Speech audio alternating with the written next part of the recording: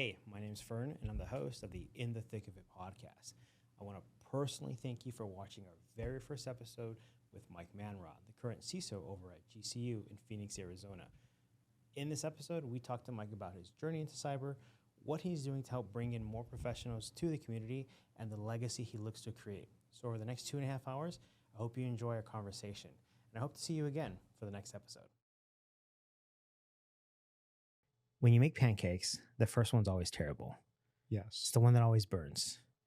So I'm happy to have you here on the very first episode of, I don't even think I told you the name of this. No, I've been waiting for it. It's going to be called In the Thick of It. But the it is IT. So in the thick of IT, but you read it as in the thick of it. So we are in the thick of it studio right now. That's awesome. But it is the very first episode.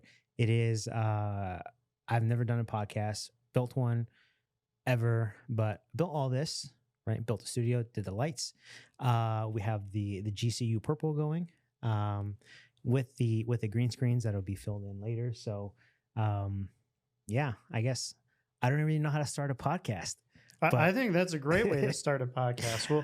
Well, the beauty is I don't have to worry about getting burned like the first pancake because the temperature is great. Like I'm very comfortable in here. I set it to 78 in the office, and it's dark. So hopefully it doesn't get hot in here. But if it does, we can just go out there and hit the button real quick. So I guess we'll start with so people know kind of how you and I met. And I think it's a great topic because a lot of times people in the IT community, the first thing they always say is you have to get out and network. You have to get out there and meet people. You have to find a way to get in front of others. And when I moved back to Arizona, actually on Halloween, we drove in on Halloween, and we drove almost 24 hours straight so our kids could get candy. That's how I remember the day, because we got here at 6 o'clock or 7 o'clock in the morning, and their biggest concern was to get candy. So we came back in Halloween of 23. And my goal was to be more present locally. So I went to a CSA event, right? A CSA ISSA event. And what stuck out to me was we've never met. I didn't even know who you were because you weren't a former client. I have, a very limited client list, so I wasn't working with more than a handful of people. So you walked in the room at a CSA event, and Deb made fun of you for being late. What I found interesting was she called you out in front of everyone, and then everyone laughed and everyone had a good time. And my first thought was, who is Mike? Who walks in late and gets called out by Deb, who's the local president of the ISSA Phoenix chapter. Didn't think too much about it. I was actually in the back. So I met Joe from Lightstream. Yes. I'm probably going to butcher the last name, but I think it's pronounced Vidakin. Yeah, I believe so. So he's their CRO, and I know him from Tyler, who used to be a former Palo rep that I worked with. So I went to this event because I knew Amanda from Armis. Yeah. So I knew her from when she was at Trend because I helped her with a few clients. When she first started there, they were clients of mine. So we worked together. So I saw her event on LinkedIn. And I messaged her and I said, hey, I know this is a customer event, but can I go? Right. She said, yeah, sure. Just show up. So I registered. I went there. That's where I met Joe. And then as I was talking to Joe, I learned about the CSA meeting, right? Actually, the in-person, not the happy hour. And one of the things about that was I asked him, I said, how do you capture video or audio of these events to help get the message out? He said, we don't really do that. So I offered to go in there and record it. So the camera that's actually right there is the one that I had where I showed up. I was in the back of the room by the Mars Suite desk, and I was recording it. And that's where I was sitting when you walked in late. So all these different things happened, right? And then you showed up. And then there's a happy hour afterwards. So I decided to go to the happy hour. I don't know anyone in this room other than Scott from Mars. I think Amanda was there. She was. And I thought, well, if you have to get out there and network and meet people, you got to go. So I went. And oddly enough, I took my camera because for some reason I thought people would want pictures. And then I'm sitting there at the end of the table talking to Amanda. And then she says, hey, do you know Mike? Who's Mike? The guy in the purple shirt. You had the purple shirt. I said, oh, yeah.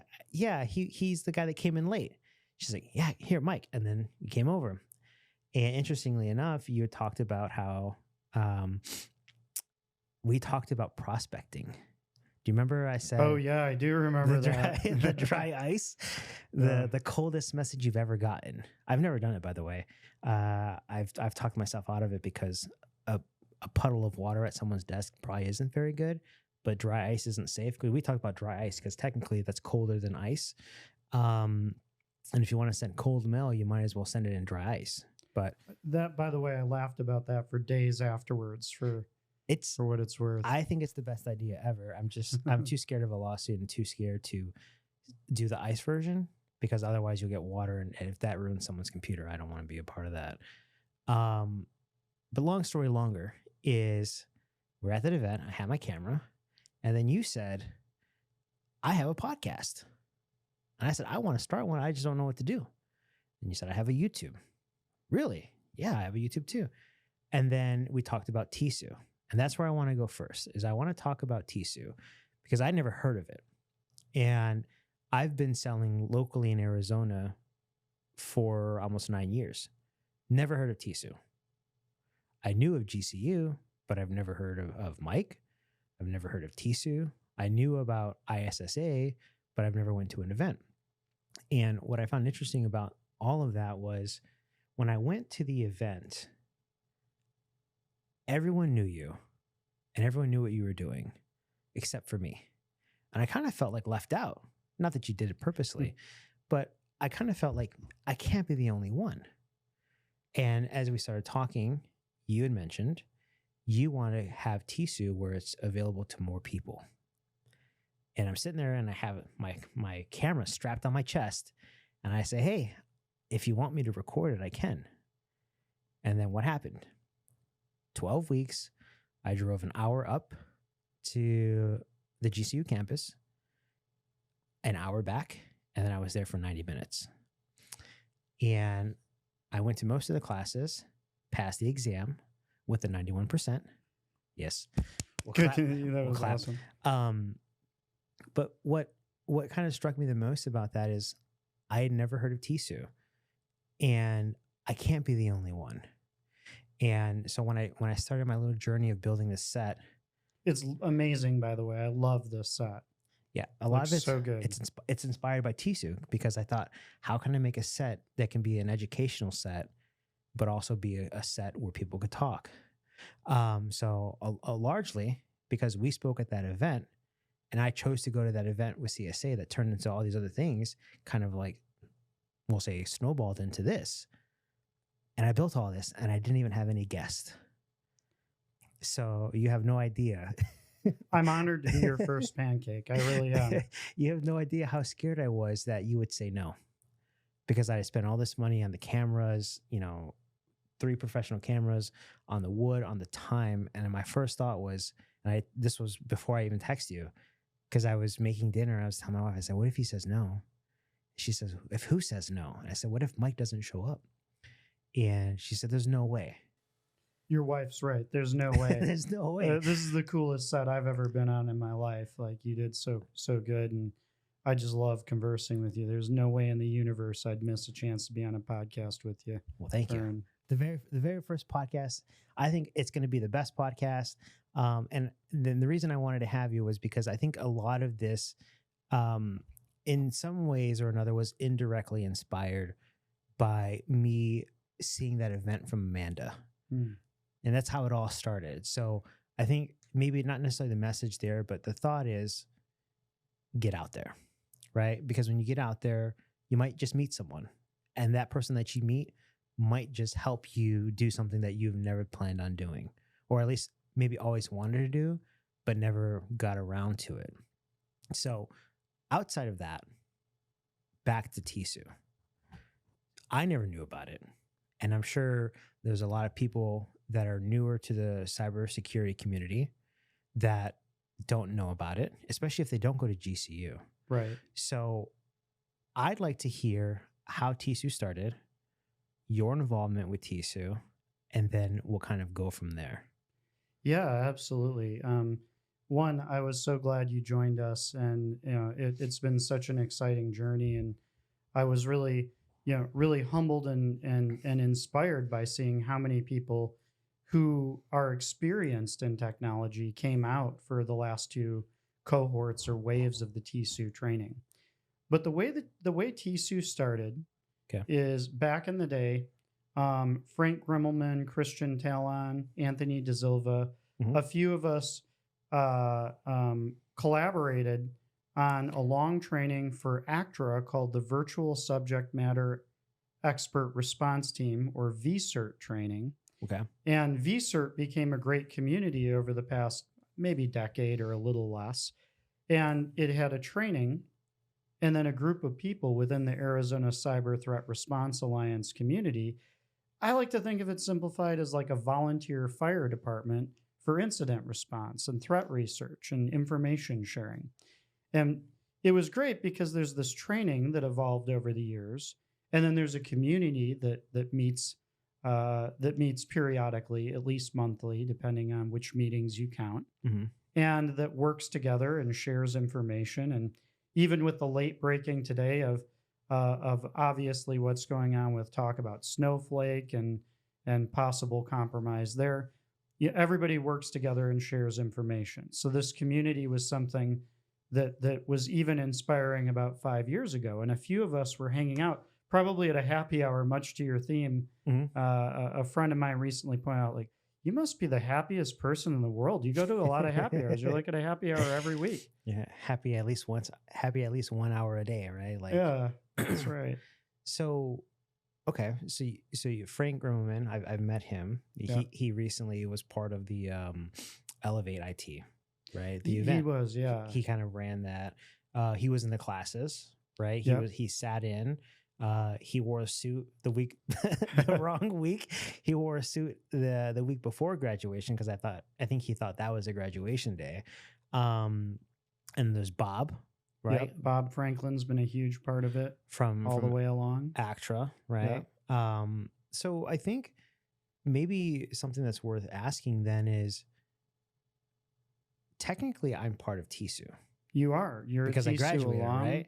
You're a part of the community, absolutely. So there's a Discord channel. Yep. Right. So how, if someone's in the cybersecurity community, but they're not part of TISU, do they have to go to the course that starts, was it September 18th of this? Yeah, September 18th of this year will be the next wave. Okay.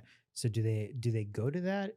And it's a 12-week course, you figure from 5 to, was it 5:30 to 7? Yeah, 5:30 to 7 Okay. every Wednesday, except holiday weeks or non-school weeks. Like spring break, or that wouldn't be happening. But so anyone can go, right? So it's They free to the community. Open to all, free. Well, and just to kind of rewind to the inception story that I made a little long-winded. So 5 years ago, we had this other thing. What's and the ACTRA, the VCERT, the Virtual Subject Matter Expert Response Team.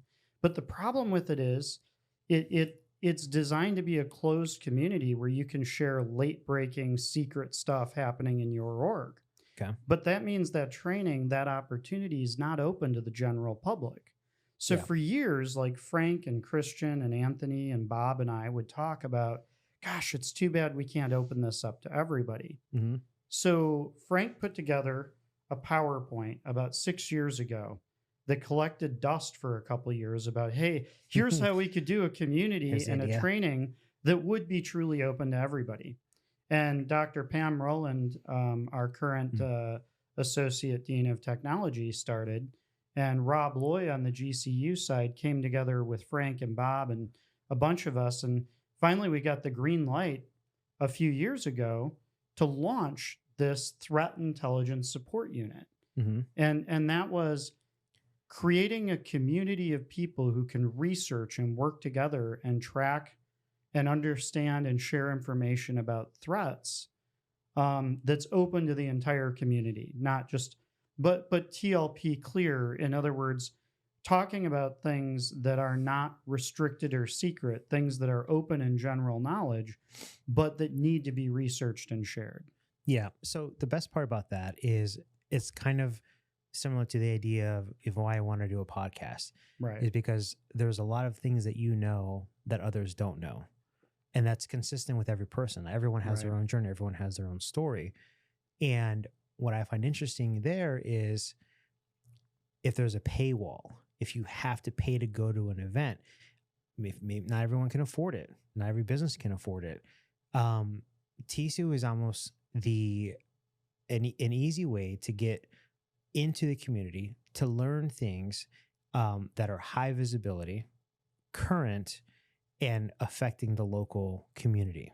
So I like to think of it as if there's 5 businesses with 5 employees, or not 5 total, but 5 different businesses with 1 security person at each that's a part of TISU. You essentially have a community of 5 people spread across these 5 organizations that if something were to happen at 1, the other 4 become notified. If something were to happen at 2, the other 3 become notified.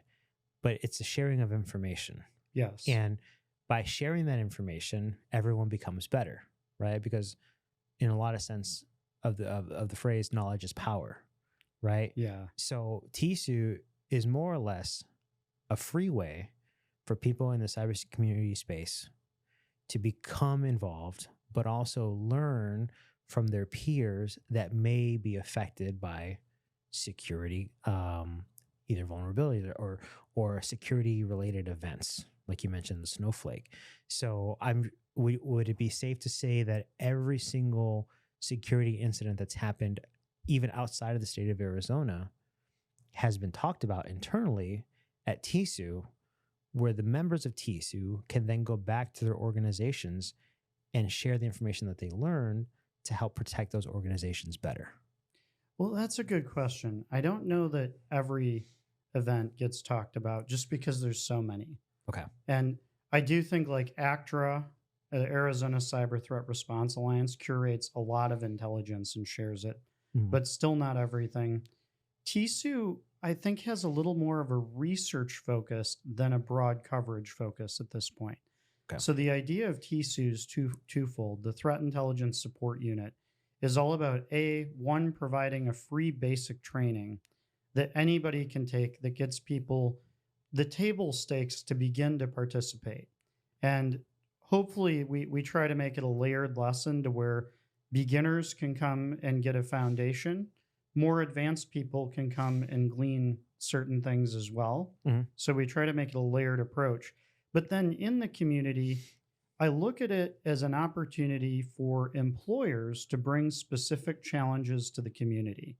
Like I've seen, one of the success stories, and I'll give a shout out to Ezra Woods, one of our instructors. Actually, he helped me with these lights. Did he? Ezra helped you? did. That doesn't surprise me at all. So an ACTRA member threw out a campaign, some malware to analyze. Ezra is a member of TISU and now an instructor and leader within TISU, picked up that sample and reversed it, identified truly new things happening based upon reversing a sample of Darkgate malware.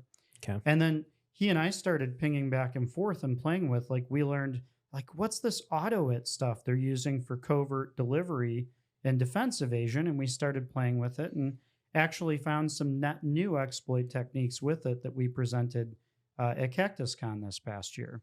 Okay. So the whole life cycle, I see that as, while we want to scale it up, I see that as an example of what we would like the TISU life cycle to be like. Somebody who wants to learn has a chance to get in the door. Then the community, employers can take things they don't have time to work on. Hey, I really feel like I should do further research on this email, this link, this attachment, this adversary I keep seeing in the news. I don't feel like I know enough about X, Y, or Z. Throw it out to that community.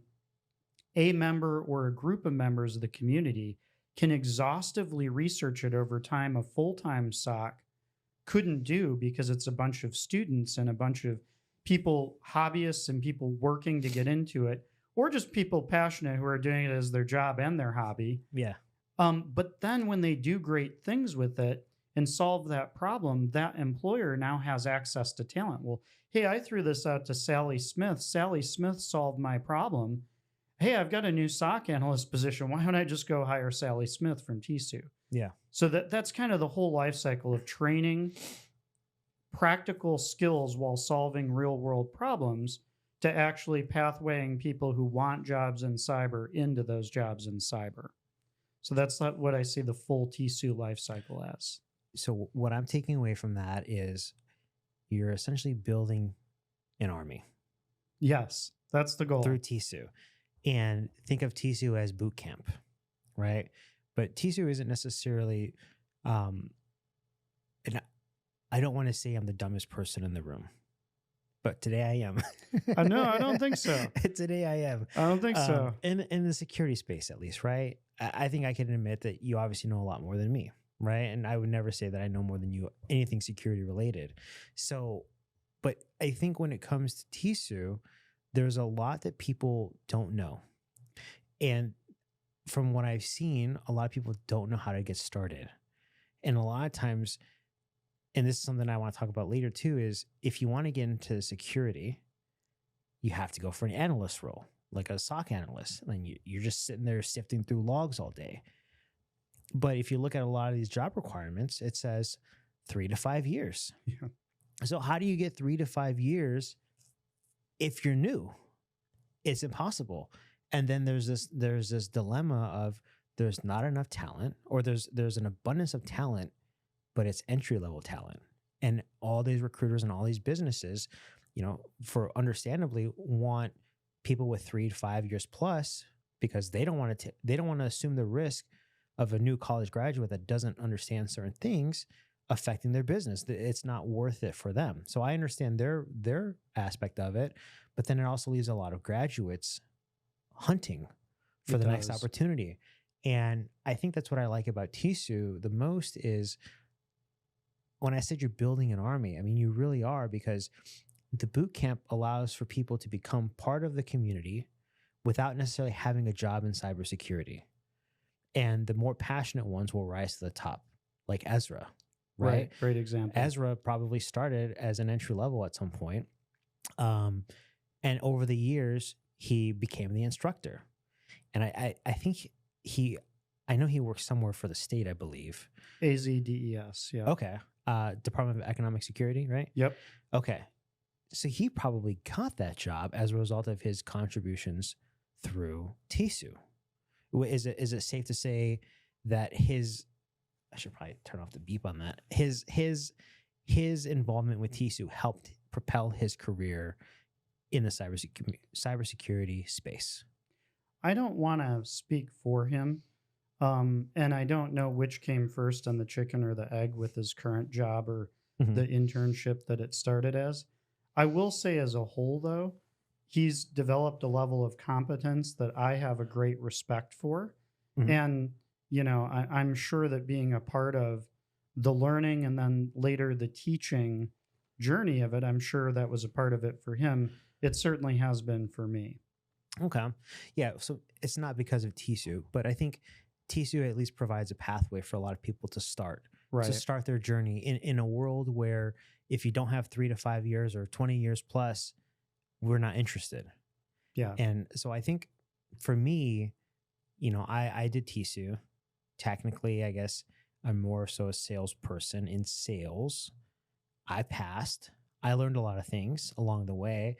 But what I found interesting was, I was in the back of the class recording every single week, and I was just the camera guy, right? I didn't talk to anyone aside from Bob because he was usually at my left, or Matt Clark from Netscope. But when we were handing out the awards, you called my name, and everyone's like, "Who's that?" And then the camera guy gets up and gets it. So I had a great experience with TISU. And I'm glad that I did it because I learned a lot of things that I didn't know, but it also opened my eyes up to a community that's being built here locally in Arizona. And I think that's the important part that I want to talk about now is, and I don't know the guys at High Tech very well. I met them at Cactus Con at a booth, and I talked to them for a few minutes. It was Kevin and I think Mike. Yes. right? Yeah. Sharp guys. So outside of meeting them at the booth, I've never talked to them since or in person or anything.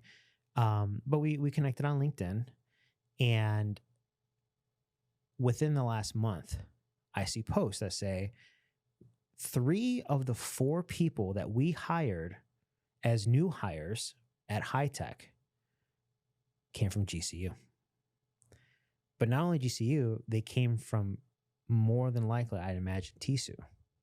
So I think it's a really good example of how, if you're new to the cybersecurity community in terms of career tenure, like out of college or even out of college and looking to start, TISU is kind of the pathway, because when 75% of the people that apply for roles are hired through like High Tech, for example, as a result of everything that you've helped them with, I think it speaks volumes for what type of talent goes in and comes out of TISU.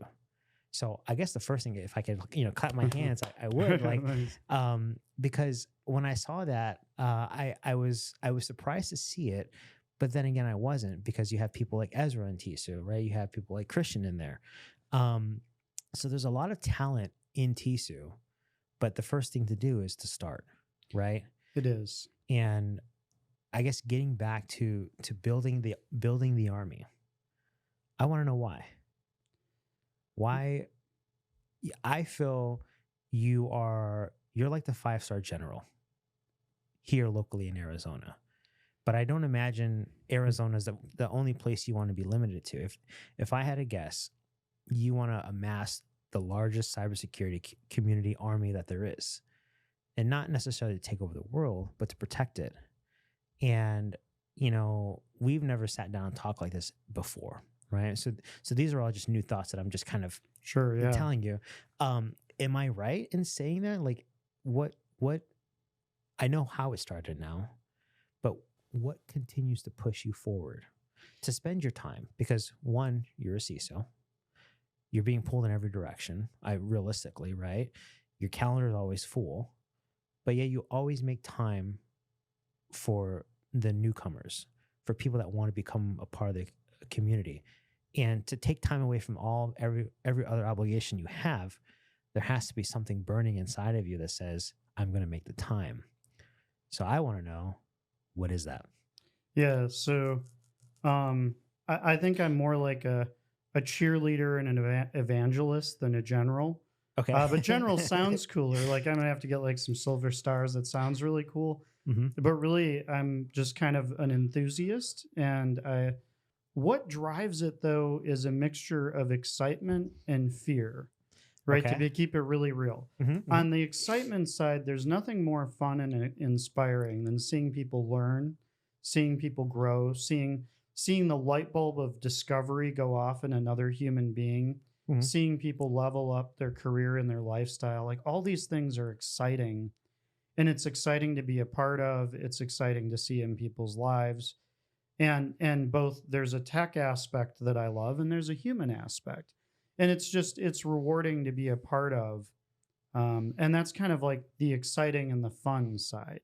Okay. The fear-driven side is like, as you've already, like, you have quite a bit of knowledge and familiarity, and you've been through, you participated in TISU, and you've worked in tech, and like, the situation is alarming. We have foreign adversaries who want to do us harm. We have foreign adversaries that have agendas that are best carried out if the U.S. and allied Europe are weak.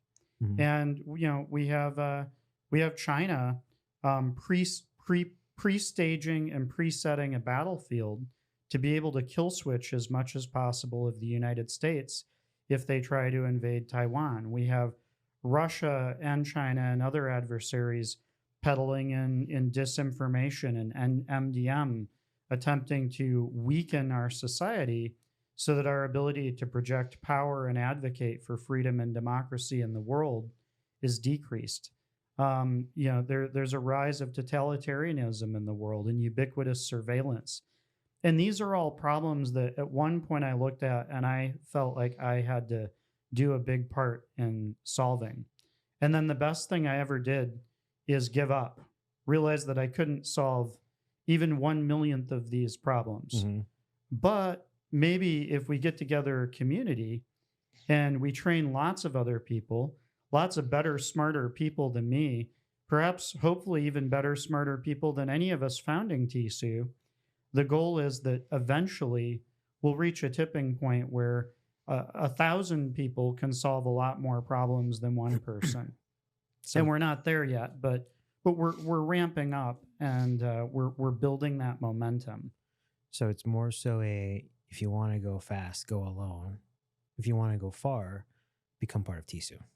Yeah, there you go. Right? We should put that on the little, when we put together the registration website. I may have to quote you on that one. Yeah, and like you said, when you hit a critical mass, because I went to an event yesterday for Checkpoint, and what they was showing was it was at the Tech Data facility off in Gilbert, and what they were showing was all the attacks coming in against Checkpoint, and they had started not the timer but the ticker, and within 30 minutes there were 24,000 unique IP address attacks on the facility for Checkpoint. That sounds about right. And I thought to myself, I never realized that many people care, right, about breaking in. And not that Checkpoint, anything specific about them, but just in general that there's that many people. And that's one place, right? And I imagine there's a lot more places, like larger organizations, other Fortune 100 companies that get the same sort of attacks, or at least the same consistency, persistence from these foreign adversaries. But if the people that work at these organizations don't have the tools to protect, or they don't have the skill set, then you're kind of like a fish in a bucket, if you will. It's true. And so really, I guess what it sounds like to me, and tell me if I'm wrong here, but TISU helps propel the community and build a community. And maybe you're not the 5-star general, but you're there helping push more people to get to a higher participant count, whether it's here locally, nationally, right? To where at some point when the TISU team that has something come in, maybe in the very first days there's 5 or 6 people, right? Now there's 30 or 40 or 80, and in the next 5 years it could be 1,000. And when you have 1,000 people like Ezra and Christian and Megan, right? Yeah, Megan's phenomenal. From Rock star TISU, there. all coming together, it's the same idea of where you had the experience of giving up because it was too much for one person to handle. Now you've created a community with Frank and Bob and everyone else that's kind of started this, to where when other people find themselves in that situation, they don't give up, because giving up lets the other guys win, right? Winners never quit. Right. And I think maybe the best part that came out of you quitting was now you've essentially created a bunch of winners. You've created a team of people that will continue to fight the good fight because of the experience that you had. So that might have been the best quit you've ever done. Yeah, by giving up, you're right, by giving up on trying to solve it. And that doesn't mean I don't still work to solve things, but I'll break off one little problem and work on it personally, while the community as a whole can gain momentum and work on lots of problems and branch off. And I do have to give a shout out, though. Yeah, one, really, High Tech's a great company, and really appreciate the shout out Michael gave us. And I do have to give credit to GCU and all the GCU faculty, and Dwight and all the other people, and Al and Deb and all the other people who are doing a great job teaching. Obviously TISU is a way to slingshot it. A lot of people are doing good without TISU. And I'd even zoom out. It's not even really just about TISU. It's about, if you want to get started, the key is get started, roll up your sleeves. College is a good way to get into it, but you don't have to do college. Mm-hmm. But roll up your sleeves and get your hands in there. Home lab, compete in National Cyber League, CCDC, Go compete and capture the flag contests at conferences. Yeah, shout out to Heisenberg.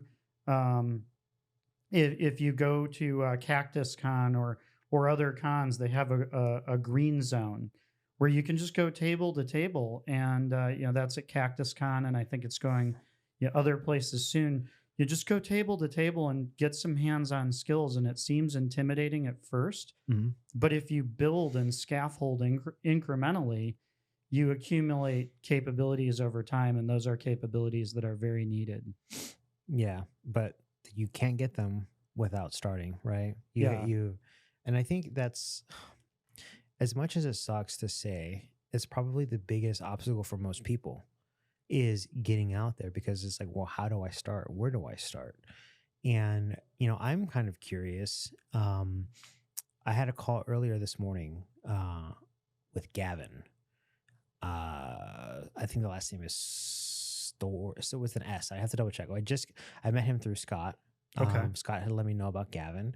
And he was telling me, one of the biggest things that he's seen is that leaders want talent, right? There is this disparity of what people are able to offer versus what people want.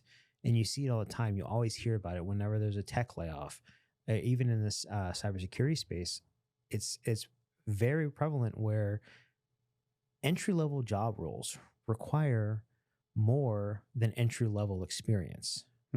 And, one thing that I found interesting that Gavin mentioned, and I never thought of it like this before, was he said you could have 1 year of experience or you could have 5 years of experience. And a lot of times in these different roles, you could have 5 years experience. That's 1 year, 5 years over. So you're doing the same thing for 1 year straight, and you just do the same thing again for 5 years. Now, how is that more valuable because of the time period versus someone that's taken 1 year and done a wide spectrum of things? So I never thought of it like that. And when he said it stumbled in my head, and it rumbled around for a little bit. And I thought to myself, he's right, because you could have someone with 10 years of experience and the resume and the application requires 10 years of experience. But if all you did was the same job for 10 years, how is that better than someone that's done different jobs in the cybersecurity space, right? That have built a larger bat belt, if you will, of skills in a shorter period of time. But for hiring managers in HR or other positions that have some sort of stake in the hire, they look at it as, I'd rather have the person with 10 years, because they're not in cybersecurity. They don't understand that 10 years of doing the same job as maybe as an analyst isn't as useful as someone that's done the analyst role, has worked in SIM, SOAR, or anything else, has been a part of the incident response team. And to say someone's done that in 3 or 4 years, now all of a sudden, because that time that they've done it is a lot less than the person that's done 10 years as an analyst, for example, they might have less priority or prioritization in the list. So when he mentioned that today, I said, what, I'm going to talk to Mike about that, because that's an interesting topic that I've never thought about. And I'm curious from your perspective at the highest level of security, like how do you get around that to where instead of 10 years of experience, it's just 1 year over 10 times, right? And how do you mitigate that? And how would you recommend people avoid finding themselves in that position where they have a bat belt, but they just don't have the time? So I think there's a lot of good stuff to unpack there. And I was laughing internally while you said that, because my martial arts teacher and friend would always talk about, hey, yeah, you've been doing martial arts 10 years, but you did the same year 10 times. So you really only have 1 year of true skill. And it happens a lot there. And it happens a lot in security. But I don't think it's about whether you were in the same role for 10 years. Okay. For example, I've been in the same job for about almost 7.5 years now. Mhm. but it hasn't been the same year 7.5 times. I look back on where I was at 7.5 years ago and read my old notes. I'm like, what was I thinking? I had no idea. Why did I even have a job 7.5 years ago? I didn't know anything. So in that case, it was 7.5 years of depth in one role. Mhm. So I think some of it comes down to development and capabilities. So I'd almost flip that on its head and say, as hiring managers, what we want to do is ask deeper questions and listen for more revealing answers that reveal true understanding and capability. Okay. And there's depth of knowledge, there's width of knowledge, and there's pros and cons of each depending on what you want to do. But then there's also a third spiral. If we're looking at like a spiral dynamics perspective, there's also a third axis of what level of skill was acquired at each thing.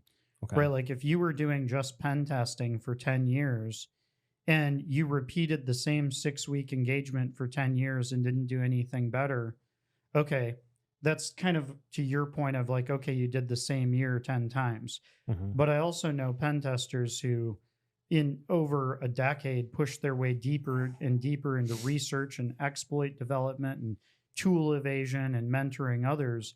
They stayed in one discipline, but holy smokes, did they go deep on that one discipline. Mhm. And then within that one discipline, there's many, many domains and they explored them.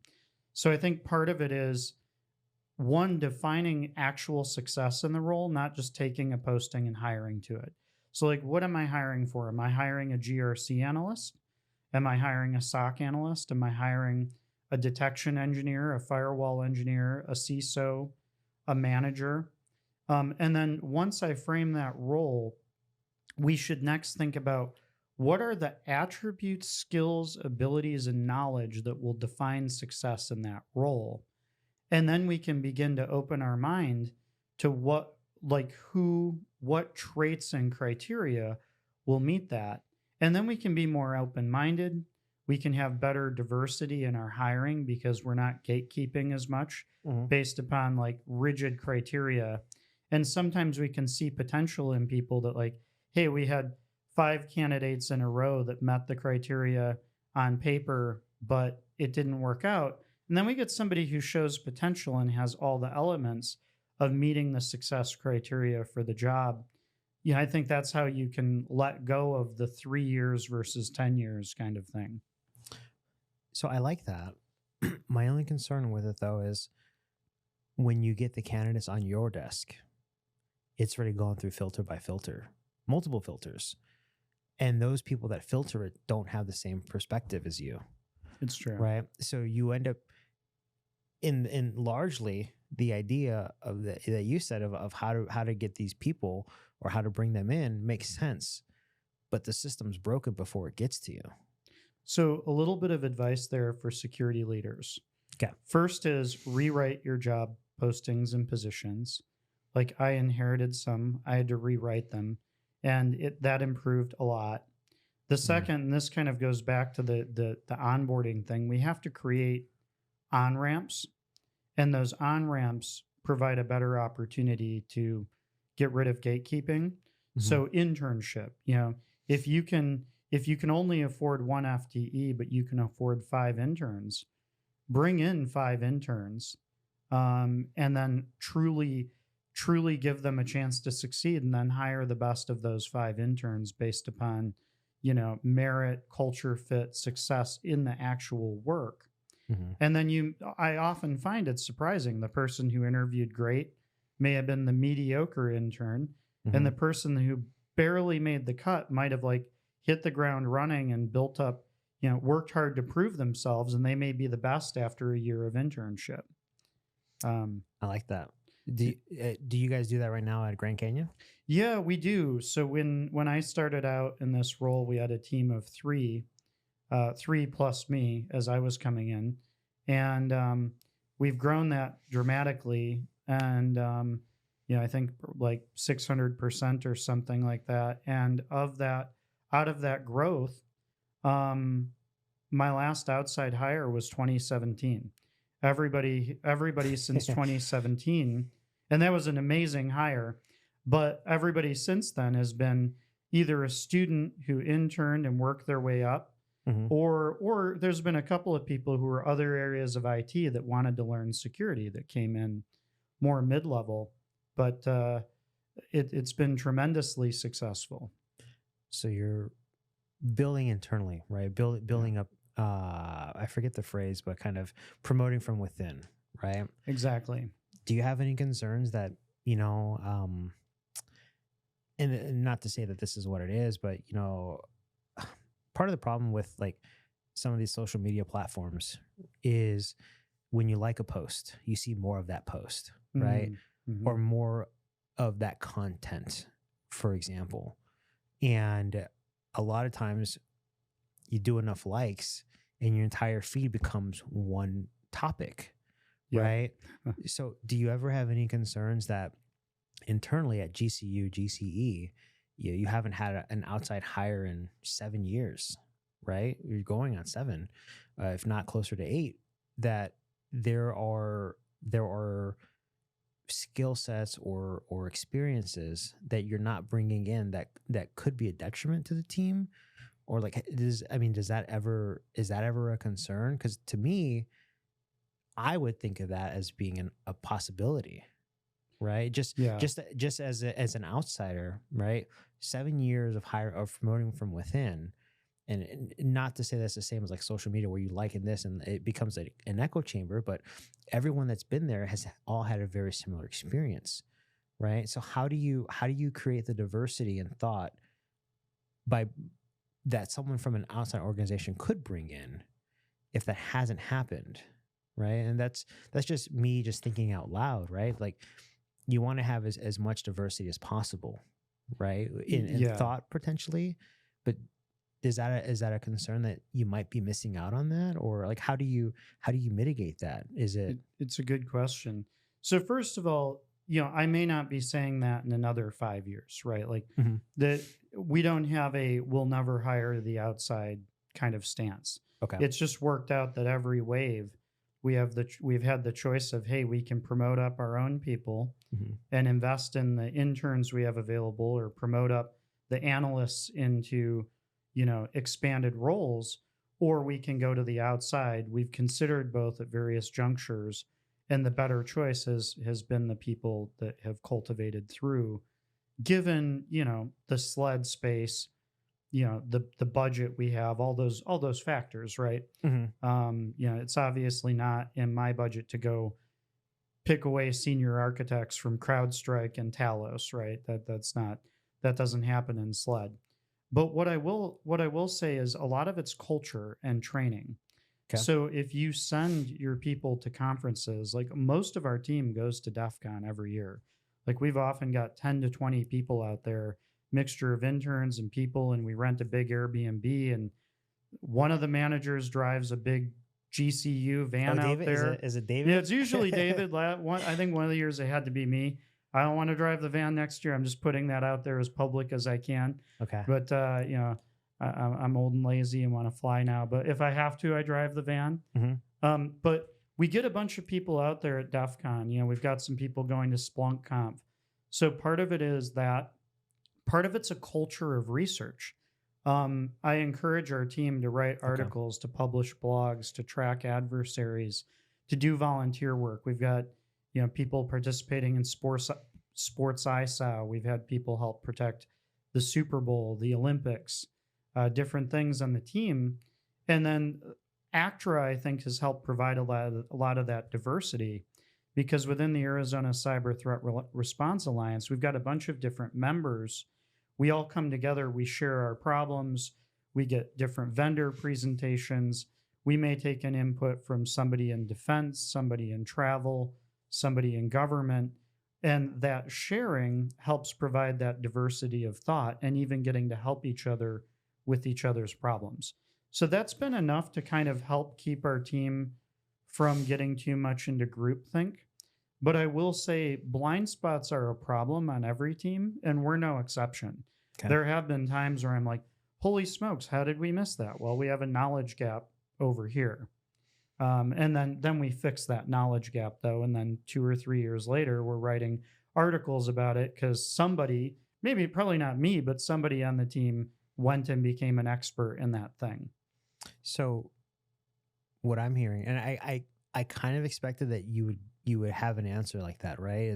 Is that there is a community internally of seeking more knowledge, right?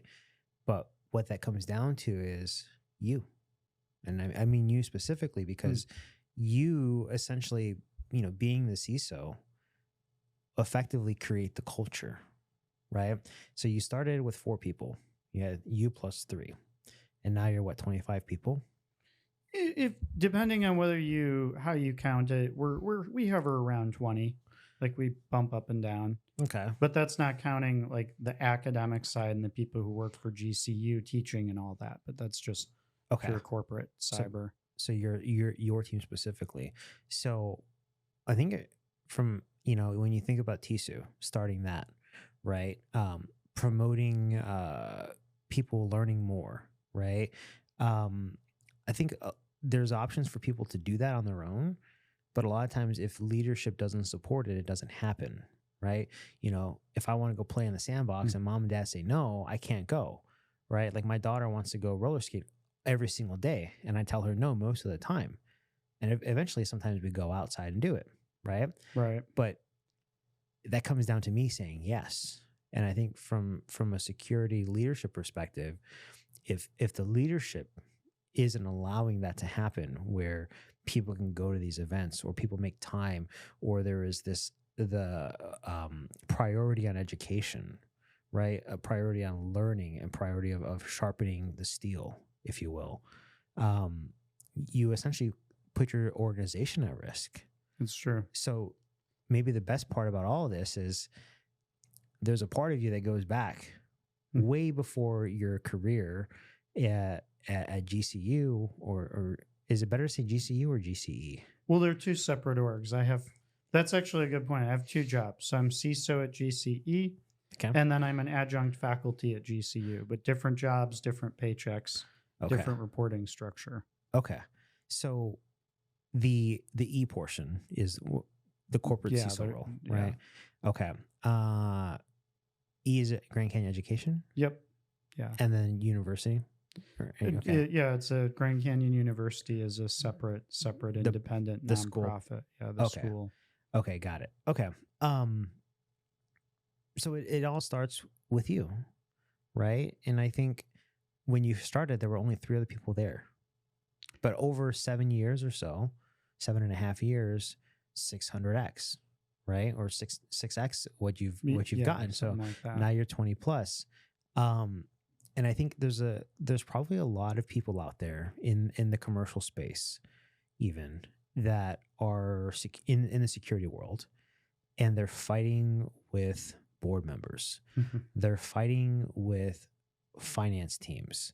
They're fighting with marketing for dollars, and I've never been in a C-suite meeting, right? I've never sat to hear the conversations. I can only speculate. But I'd imagine what happens is sales, marketing, anyone else that's out there, finance, are all talking and they're trying to figure out how to allocate budget for each department, right? And what I find interesting is that a lot of times security gets neglected until it's required, right?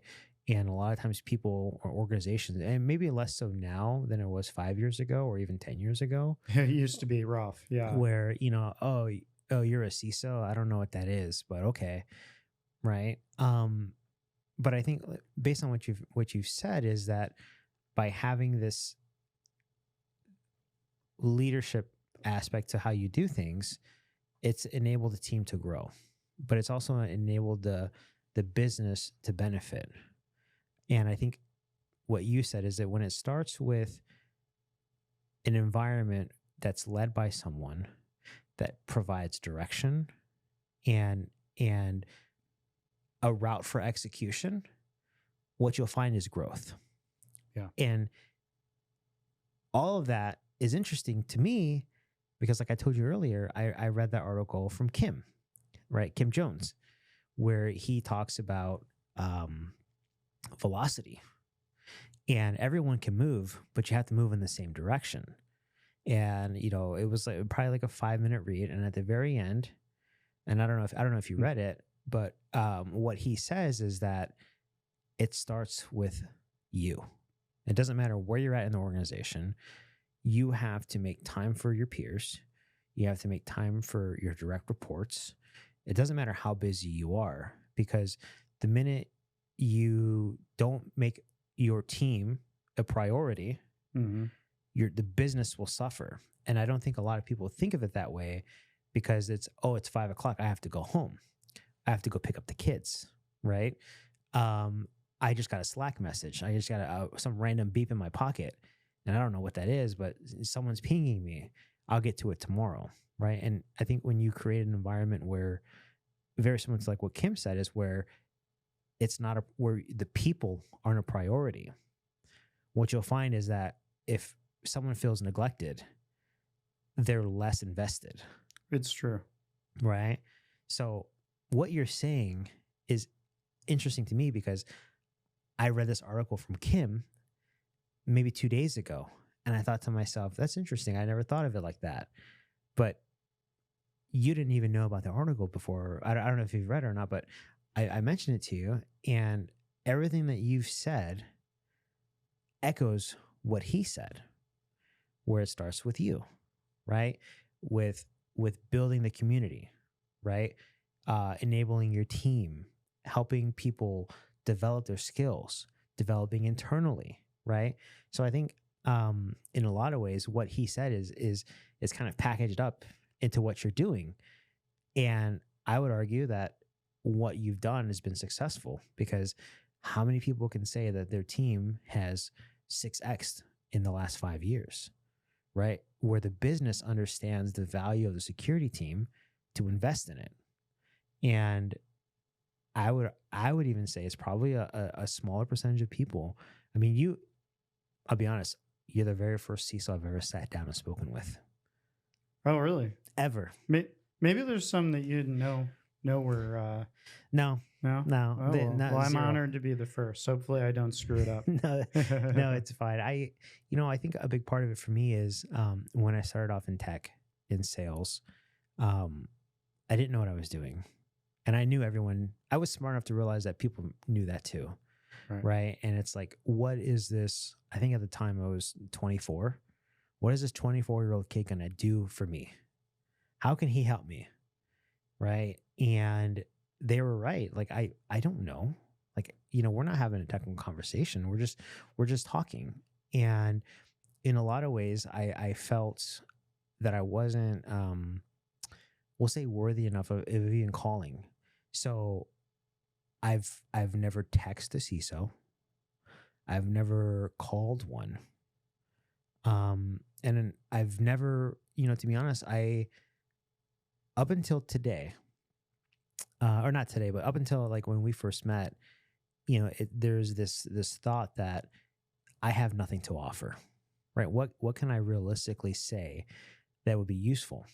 Because your messages, your inboxes, I'm sure your text messages are full of salespeople trying to find a way to talk to you, right? And there's nothing that I can really do. Like maybe I have an experience, but I don't have anything that's going to be news to you that you can take and say, that's helpful for me in my business, like from the security perspective. So I've kind of just quit, like you did. I quit. Just what's the point of trying to get time with someone that knows way more about security than I ever would or ever will potentially, right? And I, similar to how you quit with trying to solve all these problems on your own and you built a team, maybe I quit, right? And I thought to myself, I have no business reaching out to try and talk to these people and sell them something.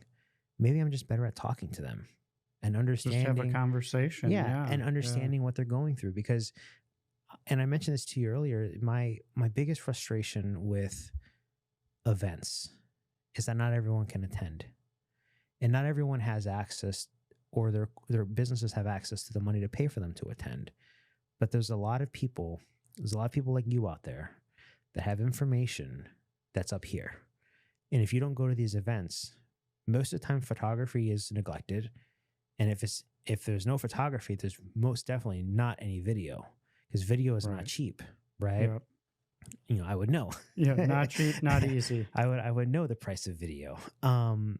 So, you know, my goal in starting this was maybe I quit trying to sell to C-level people. And maybe I just focus on understanding, right? And maybe I focus on hearing their stories and listening and taking that and recording it to where people that maybe wouldn't have the time to speak with you, right? And not I mean like a salesperson. I mean like another, maybe say there's an Ezra out there or a Christian that work at these other organizations that may not make it to an event that you go to. Maybe they don't have time for TISU, right? Maybe they don't have time to do that. Like, how can we bring these people closer to the community that you've helped build and create? So I guess you quit, I quit. We're both quitters. But we're not quiet. So there's no quiet quitting. Like no. Neither of us are quiet. No, we're not quiet quitting, but I think the result is, you know, when you quit one thing, it helps you create something different. So that's kind of my goal with this, is where we can talk, right? And we can have this conversation and other people can listen to it later or whenever they want and maybe get a nugget, right? Mm-hmm. And I don't have to necessarily worry about like being the annoying sales guy, because I'm not. You know, I've never even asked you anything about sales. I don't even talk about what I do to anyone, right? The people that know, and the people that don't, well, maybe they'll find out eventually. And that seems to be a better route, because, well, let me ask you, like, how many salespeople do you hear from that you don't know on a daily basis? Let's see. I'm just thinking through today. I mean, I could pull out and look at my phone, but just schwagging it, it seems like anywhere between 3 and 15 phone calls or text messages a day that are sales related. Mm-hmm. Then anywhere between 50 and 70 emails a day. And then God only knows how many private messages across LinkedIn, Twitter, what's like all the different messaging services. I mean, it ends up being like, I think it's safe to conservatively say hundreds of contact attempts per week. So how do you get through that? Or what do you do? Like, do you just like spam button? Like, because maybe this is useful for me to know. Right? Yeah, exactly. Not that I'm going to message you directly and, you know, fall into the fray, but maybe more so just like, there has to be a better way of talking to people, and there has to be a better way of you know, learning, right? And I think a lot of sales starts with initial contact, but if you're getting 100 to 150 messages a week, nothing stands out unless you got dry ice in the mail. Unless I got dry ice would stand out, and as long as I didn't burn myself on it or the kids didn't open it or something, you might have something good there. But all joking aside, I mean, it's rough. Like I actually was at a asked to speak at a vendor, you know, luncheon and training event with some friends of mine, and they asked my opinion on some things, you know, closed door boardroom type setting, and I was giving them my opinions, you know, from my perspective on sales. And I was like, inside sales is dead. Calling people after events is probably not worth it. Like, nobody answers their phone anymore. No. If I do, I'm usually sorry I answered it by accident. It's terrible because you're expecting a call from a car dealership or somebody working on your air conditioner, and you end up answering 7 sales calls in 2 hours because you're not sure which one's the person you're waiting for from an unknown number. What was funny is in that room, like, I see somebody's facial expression change. I'm like, oh man, I'm such a jerk. There was the inside salesperson was there in the room. So I like went up, like gave the guy a handshake and a pat on the shoulder and apologized. I'm like, look, take this and adapt it and build relationships. So it comes back to what you're saying, because spamming people and calling people, it's just not working anymore because there's so much, but a relationship works. You show up, you meet somebody in person, You sponsor an event that means something to the community. You go introduce yourself to people. You don't try to sell them right away. Instead, you ask questions and understand what they're struggling with. And then don't even try to hard sell on that, but listen for like, oh, wait a minute, you just said you hate your pen testing firm. Oh, wow, we do that. Mm-hmm. Do you want to talk about that? Oh, yeah. But you might have been having 4 months worth of conversations before that moment arrives. Yeah. But the person who hard sold never made it past the first 15 minutes to get to talk, to converse for 4 months for that moment when, wow, I actually need what you sell. And yeah, let's sit down and have a talk about it. Cause hey, I know I already know and trust Fern. So like, I know, you're legit and that I can have a good conversation with you about a product or service. So the problem with that is not too many people will build a podcast studio. Well, no, but you mentioned some other people that I think are really exceptional salespeople. Mm-hmm. That among our mutual friends that are relationship based, that invest over the long term. Hallmarks of people. Like I'll give Matt Clark a shout out. He's always the type to say, "Hey, look, you don't need all these things we sell, but this thing over here solves this problem you said you have." Yeah. Like that builds credibility. Now, it really builds credibility when you actually build cool things like this. So building a podcast studio is a great way, but you can build credibility through relationships and just good conversations too. Yeah, this is the long game. This is definitely the long game. This is pretty cool. The high barrier to entry game. Because you have to have the office space, you have to have the tools, the skills with the wood, the time, the dealing with your spouse, not being happy with all the time you spent doing this. I couldn't tell you how many hours this took me, but to actually do all the work, I met a woodworker. His name is Ray. He lives right across from me, Gober High. Really, really nice guy, but he has some stuff because I was building this table out here, right? It was a custom table, and there's probably not really enough room in it, even though I measured everything before I started building. And what was interesting to me about Ray was he was telling me that I showed him a picture of everything. I said, "Hey, Ray, how much would you charge to build that studio?" And he goes, I don't know where he's from, but he has a bit of an accent. He goes, "Yeah, I charge you like 15,000, mate." Yeah, sounds about And right. I said, "Wait, 15?" And he says, "Yeah, it's not worth my time." I like talking to him because it's interesting because he's like, "Yeah, it's not worth my time, mate." And I thought, man, that's a lot of money to do this. So not everyone will go to the extent that maybe I would, but I'm not paying someone 15,000 to build this, right? And to be clear, you also have to have a lot of skills and abilities. This thing would look like it was put together by a kindergarten with glue and popsicle sticks if I did it. So you brought some talent and skills to bear here too. Yeah. Well, you know what actually, so here's an interesting fact that not many people know about me is when I moved to Texas in 2019, my wife has a lot of health conditions, right? And so we went out there as maybe a little bit of a break. And, we came back for business reasons, right? Like working and doing what I do now. But when we went out there, we bought a house and I had my own office. I was remote. I was remote before it was cool because I did it just before COVID, about, 8 months before COVID. And I owned 0 power tools. So when I say power tools, I mean anything with a battery, right? Any sort of ding, ding, ding. I own 0 power tools.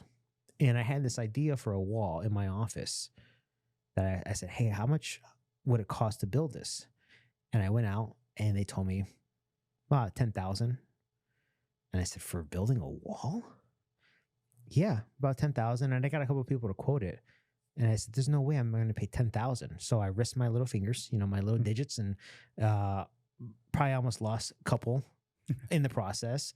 I'm glad you didn't lose any fingers. And I have all 10, right? I have all 10 still. But I just couldn't see myself paying an overinflated price for the wood. And I'll show you a picture of what I built. It's a lot cooler than this, right? It doesn't have the LEDs, but it's like it's an intricate weave of wood where there's some that's inch thick, some that's 3/4, and some that's 1/2 inch. And the pattern that it creates is like an overlapping like weave. And I was like, well, there's no way I'm going to pay that extra markup for a wall. Why would I do that? So I bought all the tools and I built it myself. And I did it in about 90 hours. And it's probably the best wall for any sort of video conference that I've every conference call I've ever been on, by far had the coolest wall. That's awesome. Now, that brings me to an interesting point is salespeople, right? And we kind of talked about this a little bit when you first got here, but it's, you have 100 plus messages a week, right? That's only half the battle. The other half of the battle is you have to get a good deal, right? And here is an interesting thought that I have, and I want to get your take on it, is as a buyer, right? As a stakeholder in your budget, your goal is to preserve it as much as possible, to extend it as much as possible, to get as much out of what you have as humanly possible. Yeah. Right? Definitely. Which requires negotiation. And as a seller, the goal is to make as much as possible. And depending on the company you work for, the bigger it is, the less you make, which means you have to have a higher margin profile. So you have to charge a lot more margin to sustain your living, right? And it's not a secret that most sales organizations have some sort of compensation structure that changes yearly, right? Yeah. Where every year a new compensation structure rolls out. And usually what that means is salespeople get paid less, and they get paid less and less and less. And as you get paid less, you're expected to sell more. So you sell more, get paid less. And the only way to make that math work, where math is mathing for you financially, maybe as a salesperson, not you personally, but for anyone in sales, is to sell more, sell at a higher margin rate, or quit, right? Like, and find another job and do something else where you're going to make that money.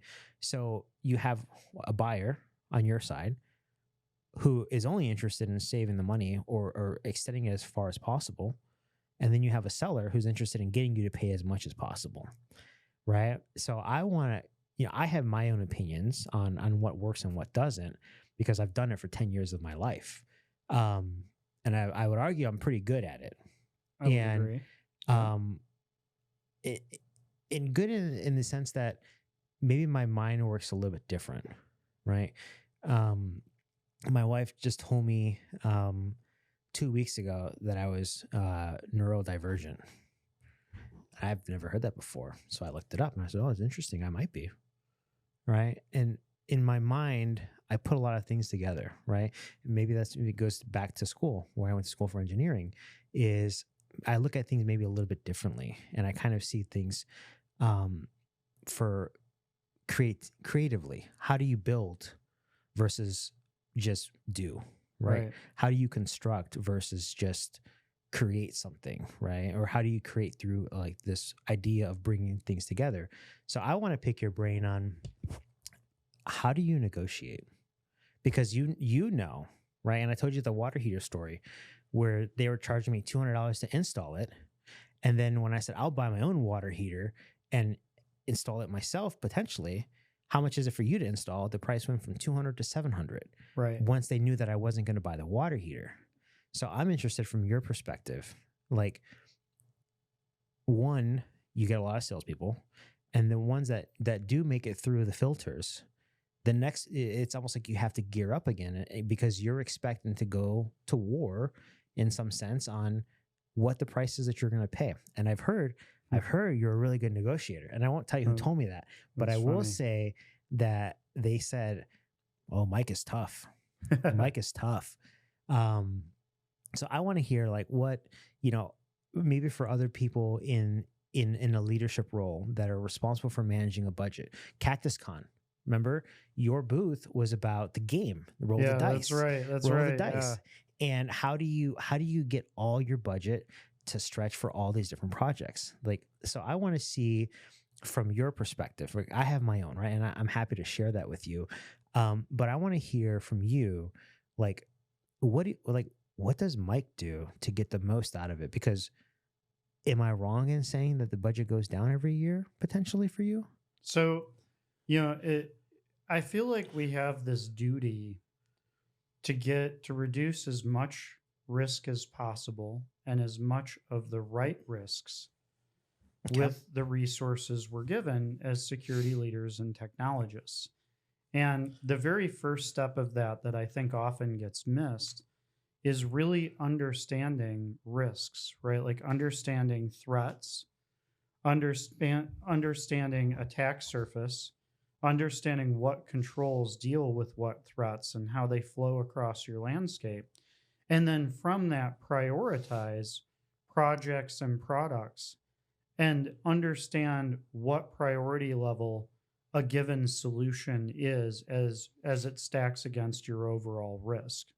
In other words, you don't want to spend $1 million to solve a $100,000 problem. True. Now, I think a lot of times when something would be valuable or needs to be done, there's a tendency to give up because, well, the sticker price is X. I guess we're just not going to do that. What often also becomes valuable is once you understand what a solution's doing for you to reduce risk, the next step is to understand how the solution works. Like, okay, you're a deception technology, you're a remote browser isolation, you're a firewall. What is actually happening? How does that work? Like, are you blocking ports and protocols? Are you applying regex to patterns in traffic to detect, bad things happening? Are you a box that has a whole bunch of vulnerable things and then detections to catch if they're exploited? So when you just simply break apart the technology you're about to buy and understand it, and you understand the risk it mitigates and have an idea what different products do it and how well or poorly, now when you go back to that vendor, you're in a very different situation than just, well, this looked cool at RSA and, we had a bunch of drinks together, so I'm buying it, versus like, hey, you're this technology solving this problem. This problem is worth 4% of my risk stack, so I certainly won't spend more than 5% of my budget on it. And here's the open source solutions and human capital that I can invest to recreate what your solution does from scratch. Kind of like your equivalent of building the set. Now, often we don't want to build the set. Everybody's overworked and stressed out in security a lot of the time anyway. Yeah. But once you articulate that to a vendor, the negotiation position is very different than if it's like, I kind of need XYZ and I don't really understand it, so I guess I'm going to buy it. Those are very different positions to negotiate from. And it's not as hard to get to that second place of truly understanding as people often think. Okay. So, and tell me if I'm wrong here, but what that sounds to me like is from a security perspective, your goal is to reduce risk, right? But from an infrastructure perspective, right, maybe it's to help drive revenue, right? Because is it safe to say that the security team at GCE isn't necessarily generating revenue for the school? So the metrics of, we'll say the metrics that are being used are how do you reduce the risk, right? Or the risk exposure by we'll say the risk avoidance, right? Where purchasing teams have cost avoidance measures, right? You're essentially extending that to risk avoidance and the impact that it has financially to the organization.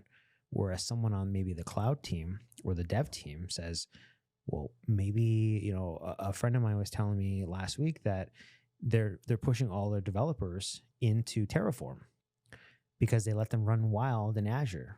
And the result of that was there's a lot of bad code and there's a lot of misconfigurations and there's a lot of vulnerabilities and a lot of risk associated with just letting a dev run free, right? Yep. So now the infrastructure team is lassoing in all these developers so that way they're not, they're pumping out better code, to, avoid risk, but then they're also doing that because financially it makes more sense for the business. So from their eyes, we'll say someone in infrastructure, an infrastructure leader, we'll say the director of IT, maybe it's how can they reduce the cost of what they're doing, right? Or their cost of getting a product out to market from a developer's perspective. Yours is more so, how do I reduce the risk exposure for the organization? And based on the risk avoidance, say a scorched earth scenario, what does that cost us? So you essentially, instead of saying I have an X dollar amount of budget, now you say I have an X amount of budget that is proportionally spent based on the risk that I'm avoiding. So higher risk potential or higher risk outcomes get a higher proportion of the budget because from a overall risk perspective, they take up a higher percentage of the pie. Right. So we'll just say half of all of your risk potential is in malware, right? I'm just going to just throw that out there. So if I'm understanding you correctly, if everything else sums up to the other 50% and you have a budget of, say, $100, $50 is going to be spent on something that reduces the malware risk, right? And I think that's methodical. I've never looked at it that way, right? I just look at it as like, how much is in my bank account? What can I spend, right? But I think if you take that further, what you've essentially done is same scenario, but more granular. Because if I have $1,000 in my bank account, I can spend $1,000 and my wife will gladly spend it, right? Mm-hmm. And she'll probably spend it on Amazon. But then she spends $1,000 on Amazon and where's the food, right? We have to feed the kids. I have $1,000. I can buy it on all kinds of cool stuff. I can buy the Iron Mask helmet over there. I can buy a new lens for a camera. That is a pretty cool helmet, by the way. It works too. It works. You can put it on if you want. I'll have to test it out after. It's motorized with a servo motor. Actually, you can actually tap it, and yeah, that was my COVID mask. But when COVID happened, I bought that so I don't have to wear the KN95s. Nice. But it's the same with the money. Like, if you aren't thinking about your family, like in my situation, like it makes more sense to spend the money on, the house bills, like electricity, food, than it does to buy a camera lens. Because what's the camera lens really going to do for my family, right? And I think you've essentially taken that thought process, which everyone does, by the way, anyone responsible at least, right, does personally, and apply it to the business. And I've never thought of it like that, where you look at it as risk avoidance and the proportion of risk potential being spent on a product that would do that for you. So then the next question is then, for other people that maybe want to adopt a similar framework, is that an existing framework, or is that more so something that you do in Excel? I mean, I don't want to oversimplify it, but by any means, but I've never heard of that before. Well, I've never sat down with a CISO, and maybe that's why, right? So help me understand, maybe not just for me, but for other people, like how they can take that same approach, because if they've listened from the beginning and they know how you operate and how you've done, it just breeds more success. And I would imagine that this budget conversation is just another facet of all of the other things that go together to create the success that you've done. So I'm curious on like where that thought process came from, or how you've kind of implemented it. Yeah, so got to give a shout out to many of my mentors, on that one, like Dan Schuler, Mike Eccles, people who taught me this playbook. I didn't invent it. I learned it, and they probably did too. But I think it all starts with just simply understanding your threat, your adversary, who's attacking you and how. Look at the tactics flowing across your type of organization. That's where MITRE ATT&CK is tremendous. Like you have stages and toll gates. So definitely learn MITRE ATT&CK and apply that to your specific org, which obviously we talk about a lot in TISU. Then have a control framework. If you're starting really high level, CIS-18 is great because it has high level categories of things you need to think about. As you get more detailed, you could apply the appropriate NIST standards or CSF, or if you're in, if you're in an industry that requires things that are specific, you can look at that. But even if your standards don't, like if you've done all of the standard that your industry requires, but you haven't addressed all of the attack flows and MITRE ATT&CK you're concerned about, you still have to do more than your standard. But if you can map out what the adversaries you're trying to stop do, how that flows across your infrastructure according to MITRE ATT&CK, and then the various different points where you would have either stopped or been able to detect and respond to that attack at least and maybe contain it, then you've got your priority list. And you can be like, hey, well, to your point earlier, like your example on malware, you could be like, hey, 46% of our attacks are flowing through email, and half of them are link based and the other half are attachment based. And then the others are flowing through attacks on outward facing infrastructure, and this portion's cloud and on-prem. So when you map all that out, then you can go through, and sometimes I do this literally with sticky notes of like, okay, what technology defends this? Well, that's an email security gateway. That's a web application firewall. Well, that's an on-prem data center firewall. And then they're moving laterally. So we have network, network segmentation, micro segmentation, network detection and response. And then they're, somewhere in there, they were compromising hosts. So we have EDR or MDR. So once you map all these out, then you get an idea for your environment. You can start to nail quotes to these things. And again, if you're new to understanding this, it helps to have a war room and literally do it on a wall where you can spread it out and visualize it. Like, okay, I have 3 quotes on web application firewalls. They vary between this price and this price. And then you can look at, okay, starting out to end, starting at what are the critical points where I could interrupt this chain of attack. And it's like a chain of pearls often. Like you rip apart a pearl necklace, the pearls go everywhere. You don't have a necklace anywhere anymore. You rip apart a chain of attack. Sometimes if you just interrupt 1 or 2 steps, the attacker doesn't get to their objective. Now, ultimately, you want every stage of that covered if you can. But in the beginning, you can't buy or do everything at once. So if you're like, hey, we put a couple good things to interrupt email-based attacks. We've done a couple good things to protect web-based attacks. We put in some basic logging detection and response. Well, hey, we didn't do everything, but we got a little bit better this year. Yeah. And that helps prioritize. And then those priorities drive both your budget justification on the executive side and then your negotiation strategy of what you need to fit in for the money you have on the vendor management side. So you are emotionally detached from your purchases. I don't know that any human can ever be emotionally detached. Like I'm as susceptible as anybody to like, wow, that new technology is cool. Or, hey, I think this has potential. I want to play with it. And that has a place in your budget. But if you have $1 million budget, maybe you carve out a very, very small part of that for innovation and experimentation. Like, hey, we're going to play with this emerging technology startup. But then that shouldn't be 10% of your budget. That should be 2% of your budget.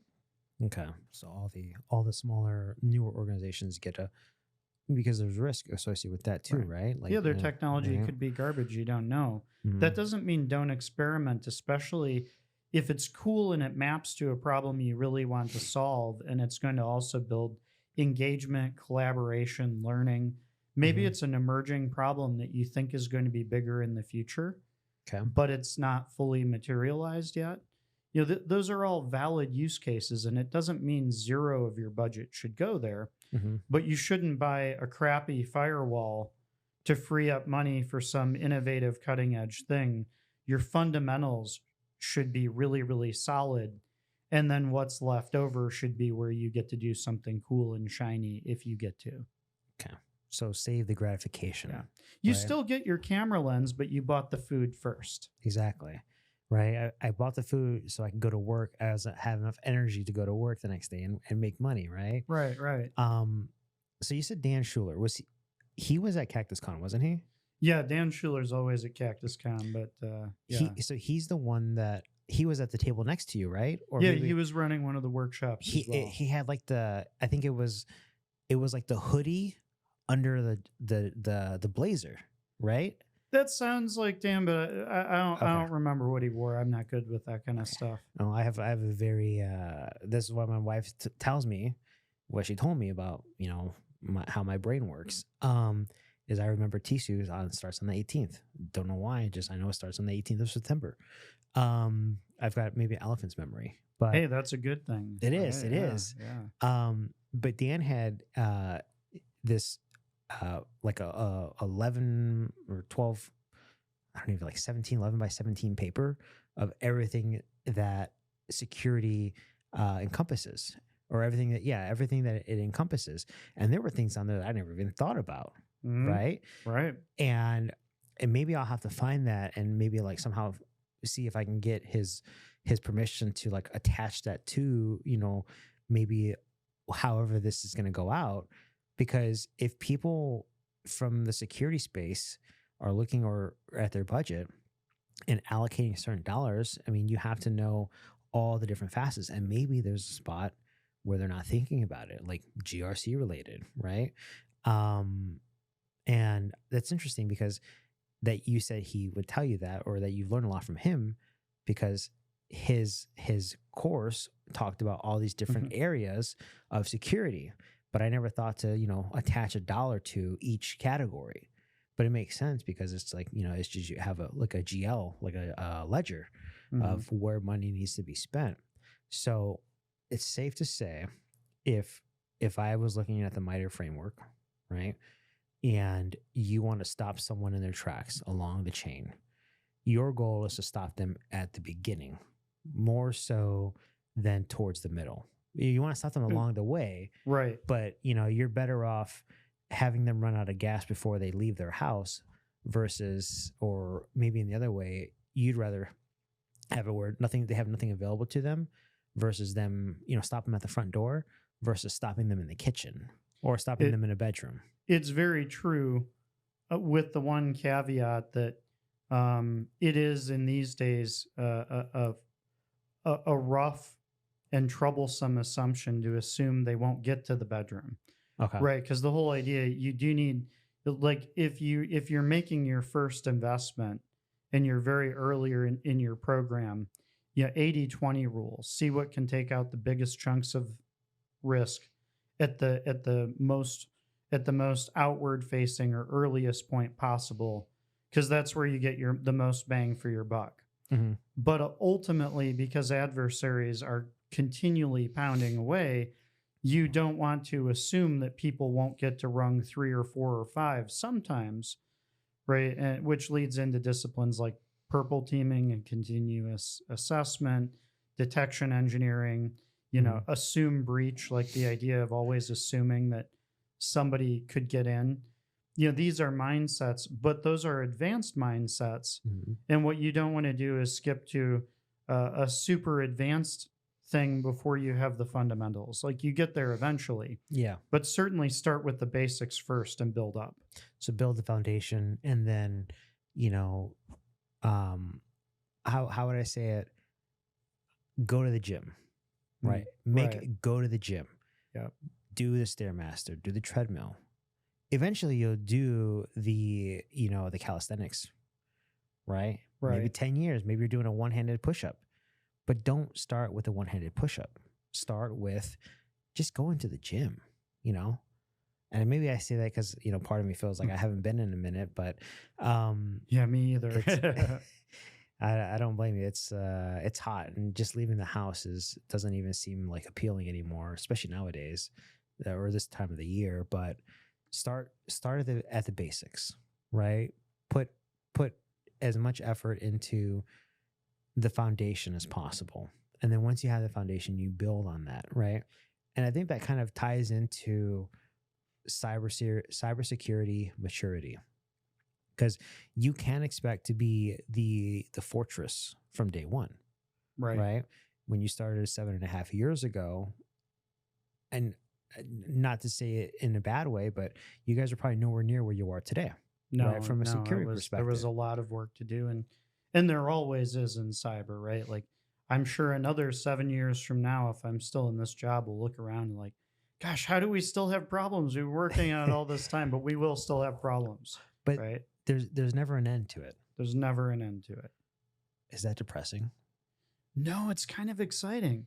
It's maybe I'm a little neurodivergent too, undiagnosed, but like I get bored and lose interest if I think a problem is, solved or easy. Like I think what's appealing about the actual work of cybersecurity is that every time you think you have it figured out, it changes. So it's always a new job. It's always a new adventure. There's always a new problem to understand. And the more you understand, the bigger one, the more you realize there is. And that even like you could spend a whole lifetime or 100 lifetimes learning what there is to know today. But 3 years from now, there will be even more still than there is today, and probably at an exponential growth curve. So it takes a special kind of person to be in security where you have the drive to always continue, right? Maybe, right? Like it does, but I don't want to discourage people from coming into it because security is diverse like medicine is diverse. Somebody's like, I'm working in medicine. Well, you could be a ward nurse. You could be a phlebotomist drawing blood. You could be a brain surgeon. You could be an ER physician, or you could be a general practitioner.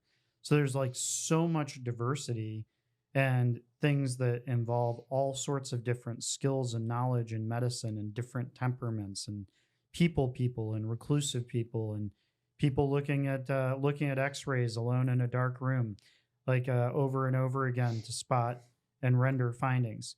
Similarly, in cyber, there's so much diversity of work that needs to be done that, there may not be something for everybody, but there's something for a lot of people, including a lot of different temperaments and interest levels.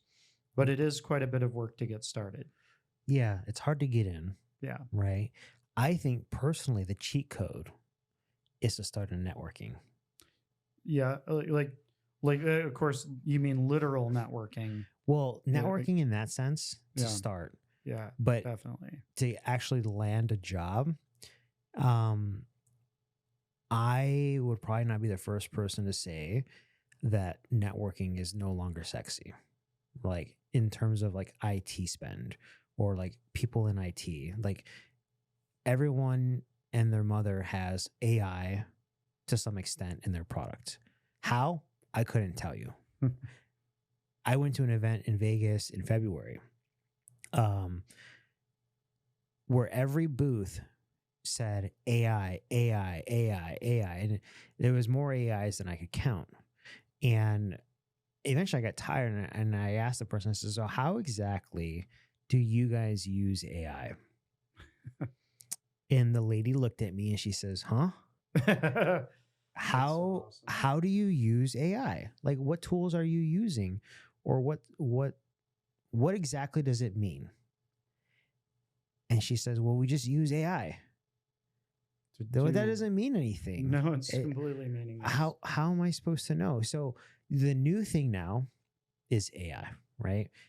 Anything AI is hot. And if you have AI in your brochure, someone wants to talk to you. And if you don't have it, you should probably add it in there because you'll probably get more conversations, right? I use AI now. Right? Everyone does AI. But the opposite of that now is networking. There's a lot fewer people that are interested in networking. And, I'm talking about like switching and routing. Like the core fundamentals of IT is everything runs on the network. Without a network, you have nothing, right? If someone's breaking in, they're probably going through a firewall. Well, right? and I mean, even in the cloud, you have networks in the cloud too. They're like, they're nuanced and there's different things you need to know, but they're in the cloud. In the cloud, even you have networks you're dealing with. Yeah. So network is everywhere, It really is. right? But there's less of a push, I would say, at least from what I've seen and what I've heard and read, there's less interest in people starting in network. Everyone wants to be in security because a lot of times people follow the money. And now security is, there's companies that were backup companies that are now cyber resilience, right? It's just a spin on what they were doing. They're still doing a lot of the same stuff. Like it's essentially backups. If you distill it down, what are you doing? We're just protecting your data. Right. Isn't that backup? No, it's cyber resilience. Right. Okay. And the price tag went up accordingly. Yeah, the price tag went up. There were companies that weren't cyber resilience. Then they have new products, and what do you see in the headline? Resilience, right? Protect your data. Protect your data at all costs. Protect it. Everything is security. And as a result, that's where the money goes, right? People follow the money. So if security is sexy and everyone wants to spend money on security and AI, a lot of people in networking get left behind, or not left behind, but there's less interest there. And something that I've seen a lot of is people that want to get into cybersecurity, like we talked about. Maybe they don't go the TISU route. Maybe they start in network security, or they start a lot of people try and get a help desk job. They want to password resets. Fantastic place to start. Yeah. Yeah. So there's that. So if maybe a less technical role, like if you're not a networking, like you don't have the networking background, right? Maybe you go to the help desk route. But you start in networking, you go to network security or help desk, then network, maybe cloud. But you have to kind of put your time into the world of IT before essentially and tell me if I'm wrong, but is security kind of like, from your perspective, right? And I mean, just from what you've seen or from the people that you know, is the position that security is in nowadays 180 degrees different than what it was when you first started? And what I mean by that is, before it was, if there's money, if there's budget, maybe. Now it's like a buddy of mine, he comes in here every so often, he's working for a smaller company, advising them. And we were talking about helping them with some of the stuff that I do. And he said, before we do anything, we have to have a security review. Mm-hmm. And I said, what? You have to have a security review? There's like 10 people at this company. What are you talking about? And he said, yeah, we have to do a security review of the product and how it's going to work with our systems internally. And I said, there's no, really? And he said, yeah. And I said, this is a startup, effectively, with less than 10 people. So to me, it seems culture has turned into a world where if there's money, you can spend it, maybe, if you're lucky, to now where people are talking about security before they even spend money. So which means there's a higher priority on it, because they understand that if there is a breach, if there is a scorched earth scenario, the company goes. It could be dusted off overnight. And that's at least my perception. So I want to ask you, like, from your time in the role 7.5 years ago, was it kind of like, yeah, Mike, you might get a 20 here, you might get $100 there. And now it's, Mike, how much do you need? Like, is that safe to say? It's definitely changed. I mean, I'm blessed in this role in that I've had great executive support all along. Like, our leadership team, believes in it and has always tried to do the right thing. But even when I think back, like, 12 to 14 years ago, like, it was very much like we were sort of like parked in the dark, dingy cubes in the corner of the data center facility. We were like the no people and told to kind of like sit down, shut up, and stay out of the way. And that was definitely more of the vibe of security back when I started with it. And it has changed a lot. And part of it was like a matter of importance. Like, a lot of the problems that we used to talk about were theoretical. Somebody could do this, but will they? And now it's become inevitable, right? Like, if you present something vulnerable to the internet, if you present, vulnerable users, vulnerable hosts, and then say your startup of 10 people has access into many other people's environments, well, that really is a serious liability, a serious risk, and it's not a hypothetical. So I think that's the key. The key difference is, back in the day, it used to be, well, yeah, things happen now and again, but it's a hypothetical. Now everybody's getting attacked and pummeled all the time, and anybody who doesn't do a good job is absolutely owned. And sometimes those who do a good job, but maybe just not quite good enough or miss one thing, still get pummeled. So that definitely, having been a martial artist, I know, I've been in dojos and environments where everybody's sort of like snoozing and there's no perceived sense of danger or reality. And then I've trained with people where it's like, whoa, I'm going to look alive here, because I feel like if I look away for a moment, I'm going to get my lunch eaten. Yeah. The cyber realm has very much become that second equation. Okay. What color is your belt? It's black, a little bit faded, and it's got a little dust caked on it, sitting in the closet these days. So you could probably beat me up. I don't know about that. My right elbow's not doing so great. I'm a little rusty. Okay. I'm definitely a lover, not a fighter, but I've got some skills. Yeah. Okay. I probably got like 50 pounds on you. That's true. I might put up a fight. Yeah. It's I'd definitely always rather buy somebody a beer or a bourbon than pick a fight. That's my motto. Well, interesting fact, I've never been in a fight in my entire life, so you don't have anything to worry about. Well, I've never thrown a punch, so I don't even think I've been punched. I'm not that annoying, hopefully, to where someone wants to punch me in the face. See, I used to be really annoying, so that must be it. But yeah, no, that's good. If you can go through the rest of your life and still say that you've accomplished something, that's good. Yeah. I didn't know you were a black belt, but I think, at least from my perspective, I think there's a bright future for people in security, and I'm basing that off of what you're telling me today, not off of what I've read, right? Because you're in the trenches, right? You're in there on the daily, doing this work, and it's not if but when, right? Right, definitely. But there's a cultural shift, and it's made its way down to startups, to the point where small businesses that are less than 10 people or startups are looking at security through a different lens than they would have had, or not necessarily security. They're looking at their business through a different lens that's now been corrected for security, right? Yeah, good way to put it. You think of like a prescription glasses. Like there's a lot of people, like you're wearing glasses right now. Yeah. Can you see me right now? Yeah, you're just a little blurrier. A little blurry? Yeah. So I would argue that that's how businesses operated 10 years ago. I would agree, yeah. And they're not blind, but they can't really see clearly. And then much like you just did, where you put on your glasses, now these businesses have lenses for security, because to see the future of their business better, they have to take security first approach. And if they don't, they run the risk of dusting off all their work and just throwing it away because they didn't take the necessary steps.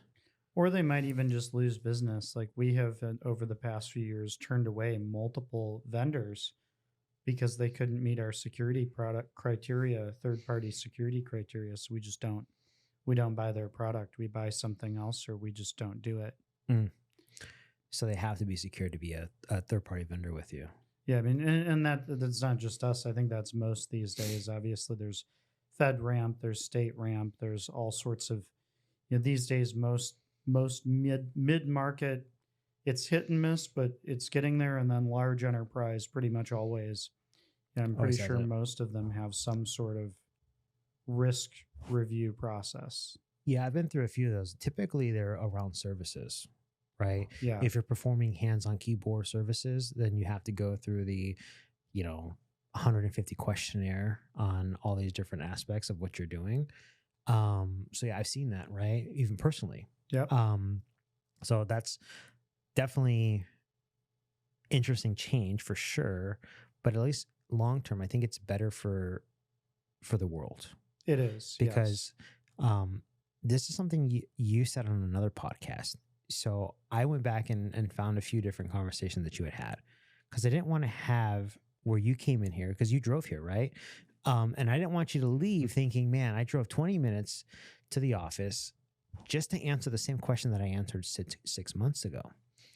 You know, because then it's like it becomes a waste of time. Like if anyone wants that answer, they could just go back and listen to that. But you had one topic that I told you I wanted to talk about, and that was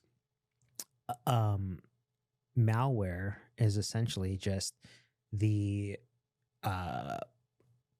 almost personification of negative thoughts, right? Where someone with an idea executes and creates a product or a tool or something that does, harm, right? And I was thinking about it. And my thought is something else that I kind of mentioned. So I want to take that idea and I want to add some thoughts to it. And I want to get your take and tell me if I'm on the mark or if I'm off the mark. Definitely. Okay? Yeah, go for it. So here it goes. Wall Street is the reason there are a lot of issues with security. And so let me say that again. So Wall Street is to blame for security vulnerabilities. When I say that, what is your first thought? Well, I think you're onto something in that as long as our incentive structures push innovation without accountability for results, like imagine if there were no speed limits and there were no consequences for bad outcomes in driving, none. Like if you die, you respawn. There's no perceived outcome, negative outcome but all the incentives are to get there as fast as possible. Like how many accidents would there be? Tons. And I see that in video games. Like I watch my kids play driving video games. And then I also have, some of my kids that I have taught or am teaching how to drive. And they're very, very different conversations of how you play Asphalt Legends versus, how you drive around when you're in my car or your car. And so I think it's very much the same way. We've had an incentive structure where if a software vendor puts out a product and it has a bunch of flaws, they get all the benefits of getting it to market sooner than the competition with more features. They get all the money. The executives get to cash out all their bonuses. But then when the breach happens, they made the software, but it's my breach. It's not their breach, even though it was their software that was compromised. So I agree with you.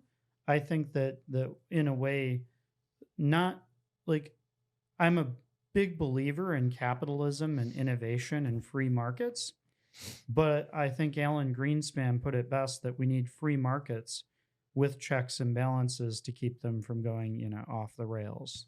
Yeah, I think what I find interesting is that you didn't even know that question was coming, right? There were nothing that we've talked about you've been prepared for, right? I told you maybe some ideas, but you kind of nailed it on the head where it's like, and I think you probably said it better than I said in my own head, is that the incentive drives behavior. Definitely. And if Wall Street says, we want this much money, your responsibility as a business is to provide this for us, right? You owe us these outcomes so that way we can cash in. Well, then it just rolls downhill. And then it goes to the developers to create the product, to somehow tie in AI. Oh, yeah, we use AI. How? I don't know. We just use it. Okay, cool. Build it. Well, now we have it. Now give it to the salespeople. Now the salespeople go out there. We have AI, right? We have this. We have that. Well, the compensation structure for the salespeople is to sell that. So they get paid more when they sell new things. You remember when Adobe used to be perpetual licensing? I do, yeah. Now it's all subscription. And everyone else is subscription. And that's the incentive, is all these organizations want people to sell their subscriptions because it's better for their Wall Street, right? So now you have people pushing out potentially bad code in order to meet a demand that is rolling down to them. And then you have salespeople that are incentivized heavily to sell that product that may have bugs, may have issues. But they sold it, they got their paycheck, they went on to, they handed you off to the success manager. They moved on to their next sale, their next logo, their next opportunity. You don't hear from them anymore until the renewal comes around. And then there's a, can we upgrade you? Right. But why do you want to upgrade? Because it's the latest thing. What's the best product? The latest thing. But the latest thing isn't battle tested. Right. Yeah. And it rarely is, because the push is to get out to market as soon as possible. And if you're not the first to market, there's a large majority of the share that you lose because you're not the first, right? Think about all the first out to market for certain products. Do you even remember the second or third people? Probably less likely than you remember the first. And now you have salespeople selling it, right? Then you as a business leader buy it, but you essentially bought a product that was pushed out because Wall Street wanted the money. So that was something that I was thinking about the other day, and I wanted to get your take on it. And I guess my question from that, now that I know you agree, because if you didn't, we would have talked about it. But now that you agree with what I said, how do you avoid that? Yeah, so I've really got to commend Jen Easterly and CISO for the great work they're doing. Okay. But so part of it is secure by design. It's a cultural thing within software development communities. There's obviously technical things, right?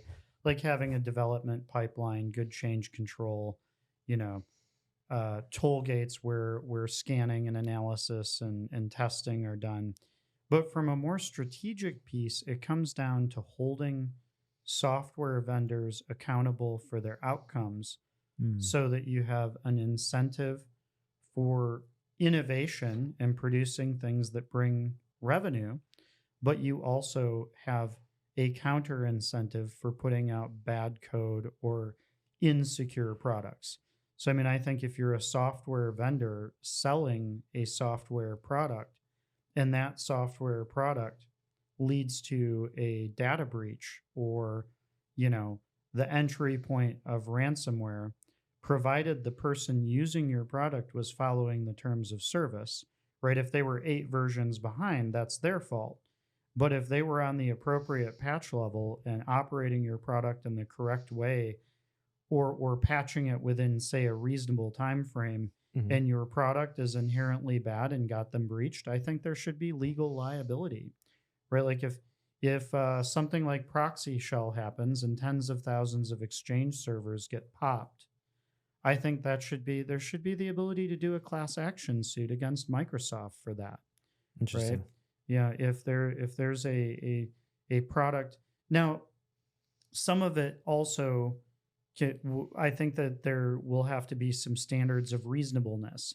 If you have something like Pegasus by the NSO group and Apple's spending lots and lots of money, and NSO group is spending extraordinary amounts of investment to buy 0 days and sinkhole them and keep them hidden from light to sell access to be able to exploit iPhones, that's a very different scenario than rolling out a product, say, that's Swiss cheese and constantly has exploits all the time. So I think it shouldn't just be a matter of every software vendor is immediately liable for everything they produce, but I think there should be accountability for standards of good faith levels of quality and security.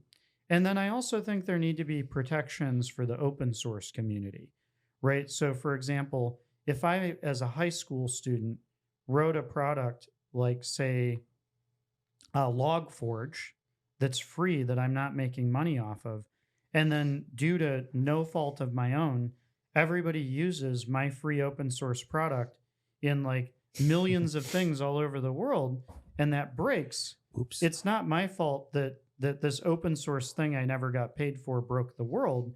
it's each vendor's fault that they pulled that in. Like they need to have some accountability for maintaining the upstream project they rely upon Mm. in unit testing and providing feedback. And if my free project turned out to be terrible, it's their responsibility to stop using it, identify that, and find another open source project, give back to the community to improve it, or even just create something from the ground up, because where the accountability needs is where money is passed. Yeah. So I can make some free code, and if I sell it, I'm responsible. If I make it for free and somebody else sells it, who sold it should be responsible. What I'm connecting in my head though is that it still lands on security.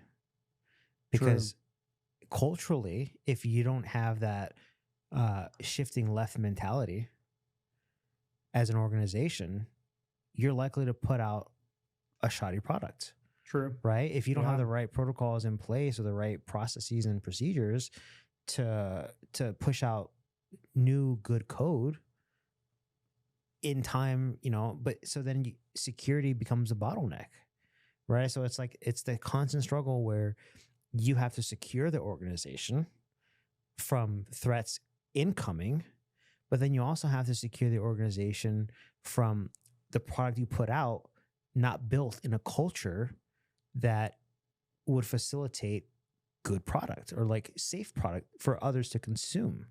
It's almost like there's like like with the FDA, Right. you have to be there to kind of guardrail what gets sold to people.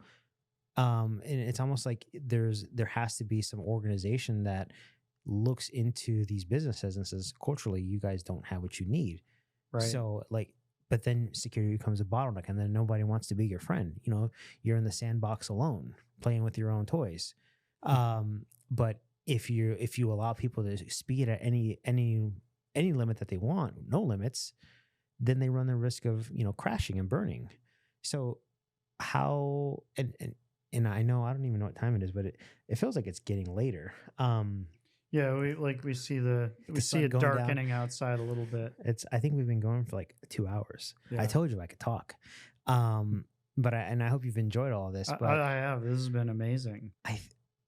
I can't stop myself from thinking about how much, if I was in your shoes, I would feel trapped.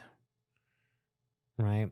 Because and tell me if I'm wrong, and to me, as an outsider looking in, it's a damned if you do, damned if you don't. And you do good, you do well, great. You fail, there's a vulnerability that was missed. Maybe you didn't have the latest patch on and someone got in. It's your fault, right? Maybe culturally it's not built, the organization isn't built culturally to where good code gets pushed out. Now, if you're at a company that sells a product, you're doing enough trying to protect the organization from, being hacked, right? Or someone breaking in, but now you have to worry about, I like to think of it, the food analogy, because I love food, as an old boss of mine said, this body wasn't built on salads. Is like, if people come into your house and they break in, that's one thing. But if you have friends come in and they eat food that's spoiled, that's another situation.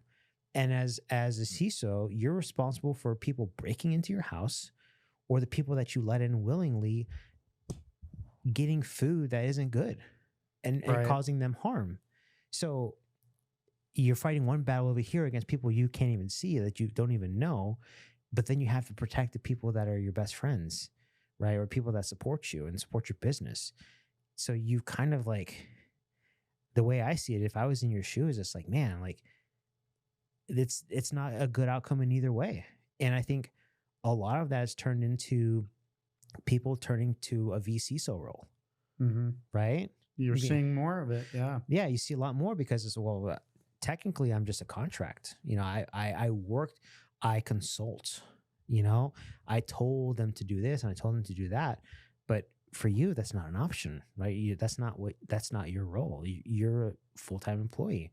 So it's like damned if you do, damned if you don't. And to me, like earlier you said security is exciting, right? Because there's so much opportunity for growth and opportunity to learn and opportunity to break apart, what other people are building, essentially take an adversary's product and dismantle it and then show the rest of the community how you did it. And there's a level of pride with that. But on the other side of it, it's like, well, what happens if it goes wrong? It's You're, rough. you can't win. And it's like it's to me, maybe this is the wrong way, but it's like a prisoner's dilemma. It is a little bit, and we're seeing the effects of it because so I had like two great successors lined up, and maybe more in bench strength later, who've both now said, "Hey, we're okay being like part of second in command, but we don't want your job anymore." Mm-hmm. Right? So like there isn't a clear successor when there was a year ago or 2 years ago because of how the landscape has changed. And it's strange because if you spend 7+ years in one leadership role, Mm-hmm. it should get easier each year. If you build a better team, if you grow better capabilities, it should get easier. And I would say every year at this job has gotten more difficult, Mm-hmm. even as our capabilities go up exponentially in our skill and our tools and resources and backing and maturity. Like you would normally associate that with it getting easier, and it doesn't. So it is difficult. I do think that I think there needs to be a delineation, almost like a RACI chart or a responsibilities matrix Okay. across the entire country's ecosystem, right? Like clear lines of, okay, if I'm a CISO protecting education, what am I responsible for? Right? Like, what's my level of responsibility if Amazon or Microsoft has a problem or Snowflake has a problem with their cloud? All right, what's my level of responsibility if I was incompetent and did not, or just ineffective, right? Like, hey, I needed to fix a list of 100 problems in a year. I only fixed 90 of those, which is pretty good because some people maybe only fix 50. But now if something happens with the 10 I don't, okay, it's understandable, but it's definitely my responsibility. They were my 10 versus if somebody compromises all of Microsoft or all of Snowflake, and then that cascades. And then you've got the other piece of matrixing out across industry. And then within Microsoft, like say you work for a big vendor like Microsoft, Google, Amazon, Okay. I think there's almost got to be, and I think they do have a delineation of, who's in charge of infrastructure security versus product security, because they're actually at that scale, they become different skill sets and disciplines. Yeah. The different worlds, right? Two Yeah. different sides. So luckily GCE doesn't have you covering both, right? Right. Like, I mean, we definitely are not in the category where we have, an operating system or a large piece of enterprise software consumed at mass scale like that, right? Like, Well, I mean, even like student mobile applications though, right? I mean, those well, fall. so we definitely, like most large enterprises of any kind, we have a lot of software and lots of consumers of that software and lots of dependencies, and there's a lot to protect. So I have a lot of product security responsibilities, and they're difficult, but it's not at the scale of, say, Microsoft or Oracle or Workday or these big Yeah. those big brands. Okay. Yeah, I think it's not like there's 100 million or 1 billion users of a product, or that it's in thousands and thousands of companies like you had with SolarWinds, for example. oh yeah. I don't even know or Kaspersky, right? Right. Yeah. There's So like many. there's so many people that have come and gone because of like a little issue. Right. Or maybe not necessarily little. I don't want to like take it lightly of what things that they've dealt with, right? But essentially they were just a hiccup that kind of snowballed into something else. Um I think my I I've always thought to myself, how cool would it be to make it to the very top, right? Hmm. And whether that's, professionally at something, um, but it seems like once you're there, it's just not a good place to be, right? Because there's so much of a burden, right? There's so much responsibility. And it reminds me of like Spider-Man, Hmm. right? Where I forget what Uncle Ben said, but with great power comes responsibility or something like Right. that, Yeah. right? And I think for you, it's no different. You have all these people counting on you internally, externally to protect the organization. And not only protect the organization, but protect the people that are part of it or the people that are, outsiders, right? And to be in that spot, to have that responsibility, and then find yourself in a position where if something were to fall through a crack, it lands on you still. You can't be a quitter. You can't quit, right? Right. You Well, have I mean, to, you can, but you have to keep going. And I know we talked earlier about quitting, but in this case, it's like you quit for that, and you built something better, built something bigger. You built a community, right. right? But for your role, you could quit. You could go to the CISO route, right? But for you, it's like I don't see you as doing that, and I don't.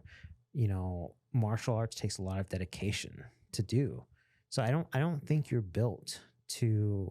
For me, I'm not built like you. I would just say that it was where I couldn't see myself in your position to know that it's like doomsday or not, and it's it lands on you regardless. I think that there's a different type of type of personality or mentally, I would say you're mentally stronger than me. I don't know about that. But The other thing I'd say is CISO is not the top. I really see researchers and really experienced analysts as above CISO, like in terms of like the security ecosystem. I'd say there's quite a bit above CISO, and CISO is okay. Maybe you're the person responsible for a given org, and for some of my friends are responsible for very big orgs. Mhm. So for some it's a lot of responsibility, but I still really don't see it as the top of the security ecosystem. I think and some of the people at the top of the ecosystem have been CISOs and some are not. But I really think that thought leaders are definitely way above CISOs in the ecosystem. And because they're the front lines. right, yeah. They're finding what you need to know about. And sometimes the thought leaders are working for CISOs. Mm. And I also don't think CISO is a forever job, right? Like I won't stay in this job forever. I'm not saying like I'm job hunting or anything, and I'm not saying I won't even stay in it again as long as I've as much as I've been in it again further. I Mhm. might stay in it a long time, but I definitely think that like if you have a flock of geese, they take turns in the lead spot. Oh yeah, You the know, flying the V. the geese who's at the front of the flock isn't necessarily a better goose than the goose behind him. The goose at the front of the flock is just taking its turn to lead the flock, and then eventually it'll be weary and another goose will step up. And there's responsibilities for the goose at the front of the flock, perhaps even a little bit of prestige, but it's important to take that in the proper context. Um, but the job is taxing, and I think we should rotate. Yeah. I do think we have to be careful not to crush the wills of CISOs, though. There's already wage inflation. It's already a job that is becoming a lot of risk and responsibility. I Mhm. think on one hand, we need CISOs to be more technical. I Yeah. know a lot of people are like, "Oh, we need them to be more C-level." Yeah, maybe I think we actually need them to know security more than we need them to know the board. Like, for example, like I think a lot of boards will be very gracious with somebody who maybe doesn't have the nicest looking suit coat and maybe stammers a bit, but can clearly understand and articulate risk versus somebody who's polished but seems like a used car salesman, Yeah. but really doesn't know anything about security and is chat GPTing and everything. Yeah. That reminds me of Undercover Boss. You ever watch that show? I've heard of it, but I haven't actually seen. I think I've seen clips. Like I've seen YouTube clips of it. I'll give you a quick summary of it. Essentially, they take a CEO of a company that's maybe struggling or maybe they're not, and they take them and they create a show where that person puts on makeup and, you know, a suit, or not a suit, but like a disguise. Right. So no one knows who they are. And they go into an entry level role and they work with the other people in that role and they learn from them what's broken, what's not working, what, you know, what could be better. And, you know, every company has some sort of survey, satisfaction survey. But every company that does that probably doesn't get honest answers because the people don't want to be reprimanded for saying negative things about their boss. You know, it's anonymous, but is it really, right? You know, is a response that you say that's very specific potentially anonymous, or can someone figure out who said that? So there's a lot of, well, we do these surveys and we have good feedback and we're better because of it, but my thought is probably a large percentage of what they get is just trash. So they're not actually improving. They're just have a process to say checkbox, right? As an organization, we checkbox that we're doing better. But with Undercover Boss, they actually go in and they're working. So say, I can't think of a good example, but you know, the owner of Wendy's, I don't even know who's the president, you know, now that Dave has passed away years ago, right? Or if he even was the CEO, right? But imagine Dave or the Colonel from KFC. Yeah, there you go. That's the Colonel started it all, right? And so the Colonel goes and he goes to the poultry farms and he works that. And he works with the people that are in where they you know essentially breed chickens. Or then he goes to the slaughterhouse. And then he works at the restaurant and he gets the perspective of all the different people that are in each part of the organization and can mentally envision how the business works better. And the result of that is they have a better understanding of what actually happens and they can actually implement change. And like you said, if you're not technical and you are in a CISO role and you go down to a SOC analyst, you don't know what you're looking at. Right. If you don't even know what you're looking for, like it doesn't really matter what you're doing there. So, and if you don't have that basic understanding of at least that role or another role or the other different roles that kind of comprise the entire team, like you're kind of at a disservice to the organization because now if something were to come up that you're not familiar with, right, it could just go over your head and not in a bad way. It's just you're not familiar. And that creates risk, right? If you don't understand at least enough about everything to somewhat of a technical level, so I agree with you that the more you know technically about every part of the business from a security perspective, there's a lower probability that any sort of issue that would arise goes over your head because technically you can comprehend what is actually happening versus, you know, being in the suit. Or even just ask good questions. I mean, I would be terrified for somebody who owns the level of risk of a CISO, but doesn't have the background to be able to cut through vendor BS alone. Oh, yeah. Right? Like, could you imagine just all the random dumb things you'd buy? Now there's, okay, we'll listen to your people. That's really good advice. That does help. And sometimes that is enough. But then which people do you listen to? You have 5 people in a room. They all disagree on a topic. You're supposed to be the tiebreaker. Which one do you side with?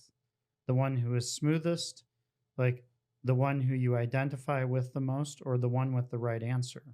So again, I lead a team who is mostly people more knowledgeable and smarter than me at this point. Even though some of them I trained back in the day, and that's good. But I at least have to be technical enough to effectively lead it, to at least know what they're talking about. Yeah. What's the phrase? You can't bullshit the bullshitter. But the other version of it, right? Totally. Where you know you can't be an engineering manager if you don't understand fundamentals of engineering. Yeah, because then the risk becomes you have a junior engineer that creates something that fails in production and creates potential risk to be sued from a company that's maybe buying the product. So it's no different for security, right? Yeah, completely. It applies to so many things, and And there are things that can be managed by generic management principles. But I think technology management, most facets of technology management, benefit from a great deal of subject matter expertise, Hmm. but also the humility to recognize if you've been in management a long time that your people all know more than you, and it's supposed to be that way. So it's kind of this balance of enough knowledge and technical aptitude to be able to do the job and make decisions, Hmm. but then also enough humility to recognize that, okay, the people presenting things to you might know a lot more than you, and that's okay. Yeah, it's like I forget the phrase, but being humble enough to know that there's opportunity for growth or Yeah. learning. You can always learn more, because the people that are stubborn are usually stuck in their ways Right. and never grow as people, right? They probably don't read books to learn more. Um, maybe, I know you said you have to get your kids soon, but there was one thing that I wanted to ask you. Yeah. Um, and it came up at the CSA event that I first met you at, and uh, I mentioned it to Rich Owen, right? Great guy. Yeah, so he was there, and he was in the same row as me, and I got up, and because Deb gave him a shout out as well, I was like, oh, I'll go talk to him. Maybe this was back when I was thinking about maybe even starting something like this. And I went up to him and I asked him this question. So I'm going to ask you, and I want to get your take. When you were growing up, there were a lot of things that you saw that you probably see again. We'll take Mm. music, for example, right? Sure. Yeah. There's a lot of songs. I'm in the car now with my wife, and we're listening to this song, and all of a sudden, it's not what the song that I thought it was. And we're old. We look back and say, hey, I remember the original song. But then my parents look back and said, hey, I remember the original, right? Yeah, right. And I forget the song that it was, but it was a song that it's like, this isn't the original, and it's not as good as the original. But the original that I remember was sampled from another generation that my parents might know. And the thought that I had was, what's old becomes new, right? And in the security world, you have to constantly learn and adapt and become better, right?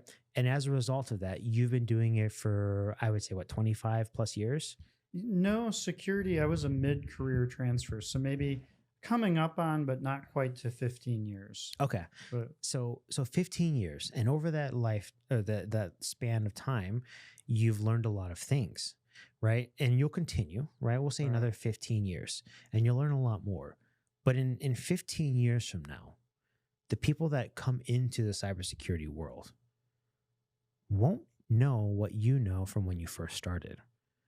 And my thought was, Mhm. what's old becomes new. Just like the music, Yeah, where totally. you do your best to protect against the newest and the latest, right? The bleeding edge of what everyone's doing to break into the castle. You're doing that today. But in 20 years from now, when someone that's not even born today wants to join the cybersecurity community, the world of cyber, there's things that happen today, there's things that happened 10 years ago that they won't experience. And as a result, they don't carry that knowledge with them. And let's just assume that in 15 years you retire. And when you retire, just like Rich, all of those experiences go away with you. So what happens when what's old becomes new? And the people that fought the fight, right? The people Right. that fought, in Vietnam, the people that fought in the Iraq War, right? Or even some of the more recent things, the people that fought in those have that experience. But in 20 years, the people that go out to fight won't have that information. And then the adversaries come back, and what's old becomes new, It's true. right? So, like, is it ever possible that you retire? Because if you do, a lot of your experience goes with you, right? And from what I've seen, where you start with TISU, you build a community, you develop your people internally within, you promote from within, you have all these other things that we've talked about today. The minute you're removed from the equation, there's a big value, there's a big hole that gets left. And that hole creates vulnerability, right? Because now the person that has all this experience, which is you, has left the arena. And the only people that are still there are the ones that don't have that experience.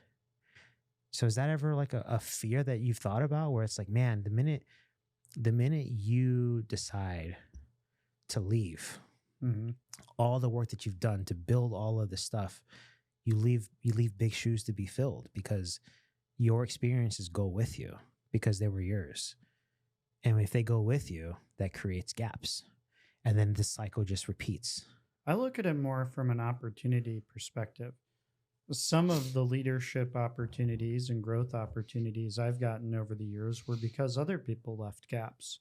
Okay. And if we're doing a good job training, there should be people who are just ready for the perfect challenges that say I leave behind when I move on or retire or get bored and take a sabbatical, get to burn out and take a sabbatical hiking through the mountains or something for a while. With bourbon? Maybe, or with coffee, tea, something. Maybe some occasional bourbon. But like if I take a break or retire, my hope is that a lot of the great up and comers that we've mentioned and that we haven't mentioned will be the people to step in, and they'll do it better and improve upon it and innovate and take what's good of what I know and add their own flavor and their own nuance and insight. And that each generation will pass it on, evolving and growing and getting better. And that the general standard of practice will go up with each iteration as well, and that it'll not die out, but evolve. So I think that's kind of what I expect. But I also think that as we retire, and Rich is a great example of doing this, it's helpful to write. It's helpful to share. If somebody, as I look to my mentors, and if one of them were to be here in the room with us and ask, all right, Fern, Mike, should I retire at 60, really, really burnt out, and just want to golf the rest of my life and do nothing, because 60 in cyber is like 80 and everything else. or like, should I retire at 55 and soft retire and spend 5 years working a much less intensity role and write about all my experiences, blog, write books, provide resources, chronicle it? I would say, hey, do the latter,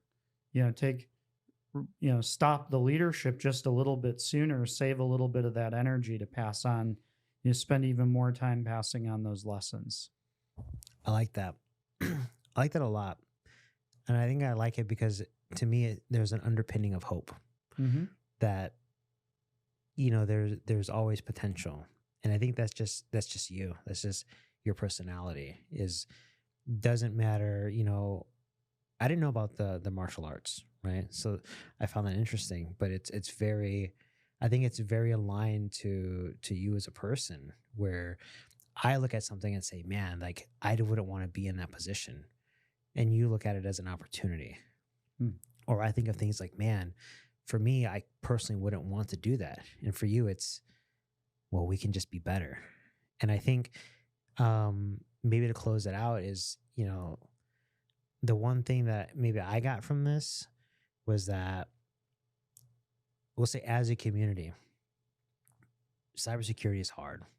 It's tough, right? But the best people in it are the ones that believe, are the ones that have hope. Because without that, you would quit. But as long as you have hope and you believe and you see opportunity in the negative, right? Opportunity in, worst case scenarios, you push through it.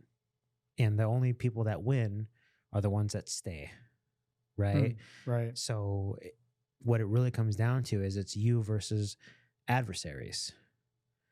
And if they're fighting against someone that doesn't want to quit and always has hope and sees the silver lining in every situation, adversaries are done for because they'll never win. Yeah. Well, or even if they keep winning, if we keep defending and keep getting up and keep improving, yeah, that can be enough, right? And at the end of the day, I agree with you. And it's not just about winning each individual intrusion attempt. It's, do we cultivate enough change, enough innovation, enough adaptation, enough talent and knowledge across this industry to protect our society and way of life? And if we keep at it, each individual company, each individual team may lose some, may win some. But if we perfect our trade craft, if we work together and we continually level up our game, and share and collaborate better, I think we can, back to the hope, I think we can keep our society and our way of life preserved. Are you a big Star Wars fan? Huge Star Wars fan, yeah. I never knew about Star Wars episode, was it 4? Mm-hmm. Right. Technically, it came out before I was born, right? Or was it the one? It was right before I was born too. The one with the Death Star, right? Where they had Hope, or so that one was recent. Oh no, yeah, okay. That was a recent one, but it was between 3 and 4, I believe. Yeah. So yeah, 1, 2, and 3 came out, and then they came out with Rogue One, right? Love that movie. That was. I'm a Star Wars fan, right? But I'm not like into it as much as other people. And I watched it as a kid, but I don't remember it. So I've rewatched them with my kids now recently, within the last year. So we've Mandalorian, episode 1 through 6, Rogue One. My daughter's 10, so she can grasp the stuff. And what I feel like is security is very similar to that, where when I watched a Rogue One, I didn't know that everyone was going to die at the end. Mm-hmm. And it broke my heart to see like the entire planet blow up. But what was interesting is in some of the other ones, you learn that Jane Erso's father was the one that developed the Death Star. And then he was the one that created the back door, right? And he was the reason that the Death Star blew up, because he essentially created this vulnerability, this backdoor vulnerability that, Darth Vader and everyone else didn't know about. And because of that, because he was the good guy fighting against the bad, he understood enough about what they were trying to do to make sure that whatever they'd created, he could destroy, or whatever he had, by nature of how they captured him and forced him to do it, there was a way that he created it, right? And I kind of feel like security is no different, where if you understand the world that you exist in, it doesn't matter what these other people do or what they build. They could build a Death Star. But if you know the fundamentals of security, if you understand it well enough, there's no Death Star that you have to worry about, right? And as long as you believe, right, you're a rebel. You always have hope, right? Much like a lot of things that we've talked about today, is it doesn't really matter, what kind of barrel you're staring down. You can always overcome it. And I think that's my favorite part about this. Right, totally. I never had that perspective before.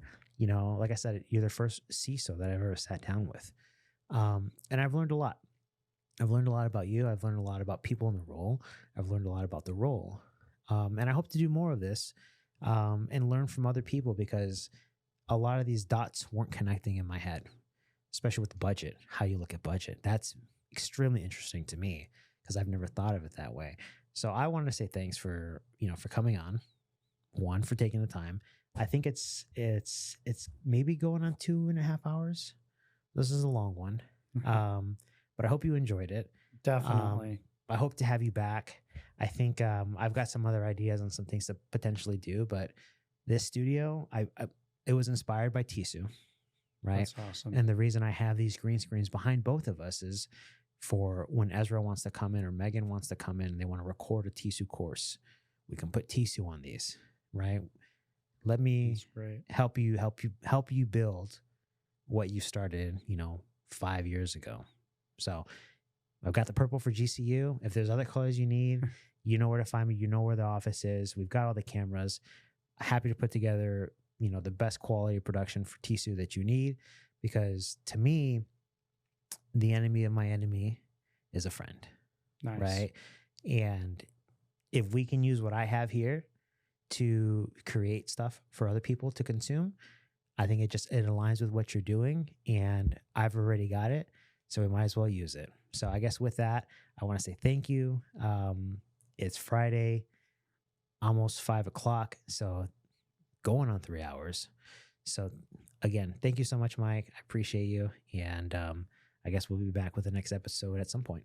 Yeah, and thank you for the honor of being a part of your first one and getting to enjoy this awesome set you built. And thank you for, thank you for infusing hope and enthusiasm into the industry and into this conversation. So really appreciate you. Thank you again, Mike. We'll chat soon. And for everyone listening, if you got this far, thanks again. More to come. Thanks.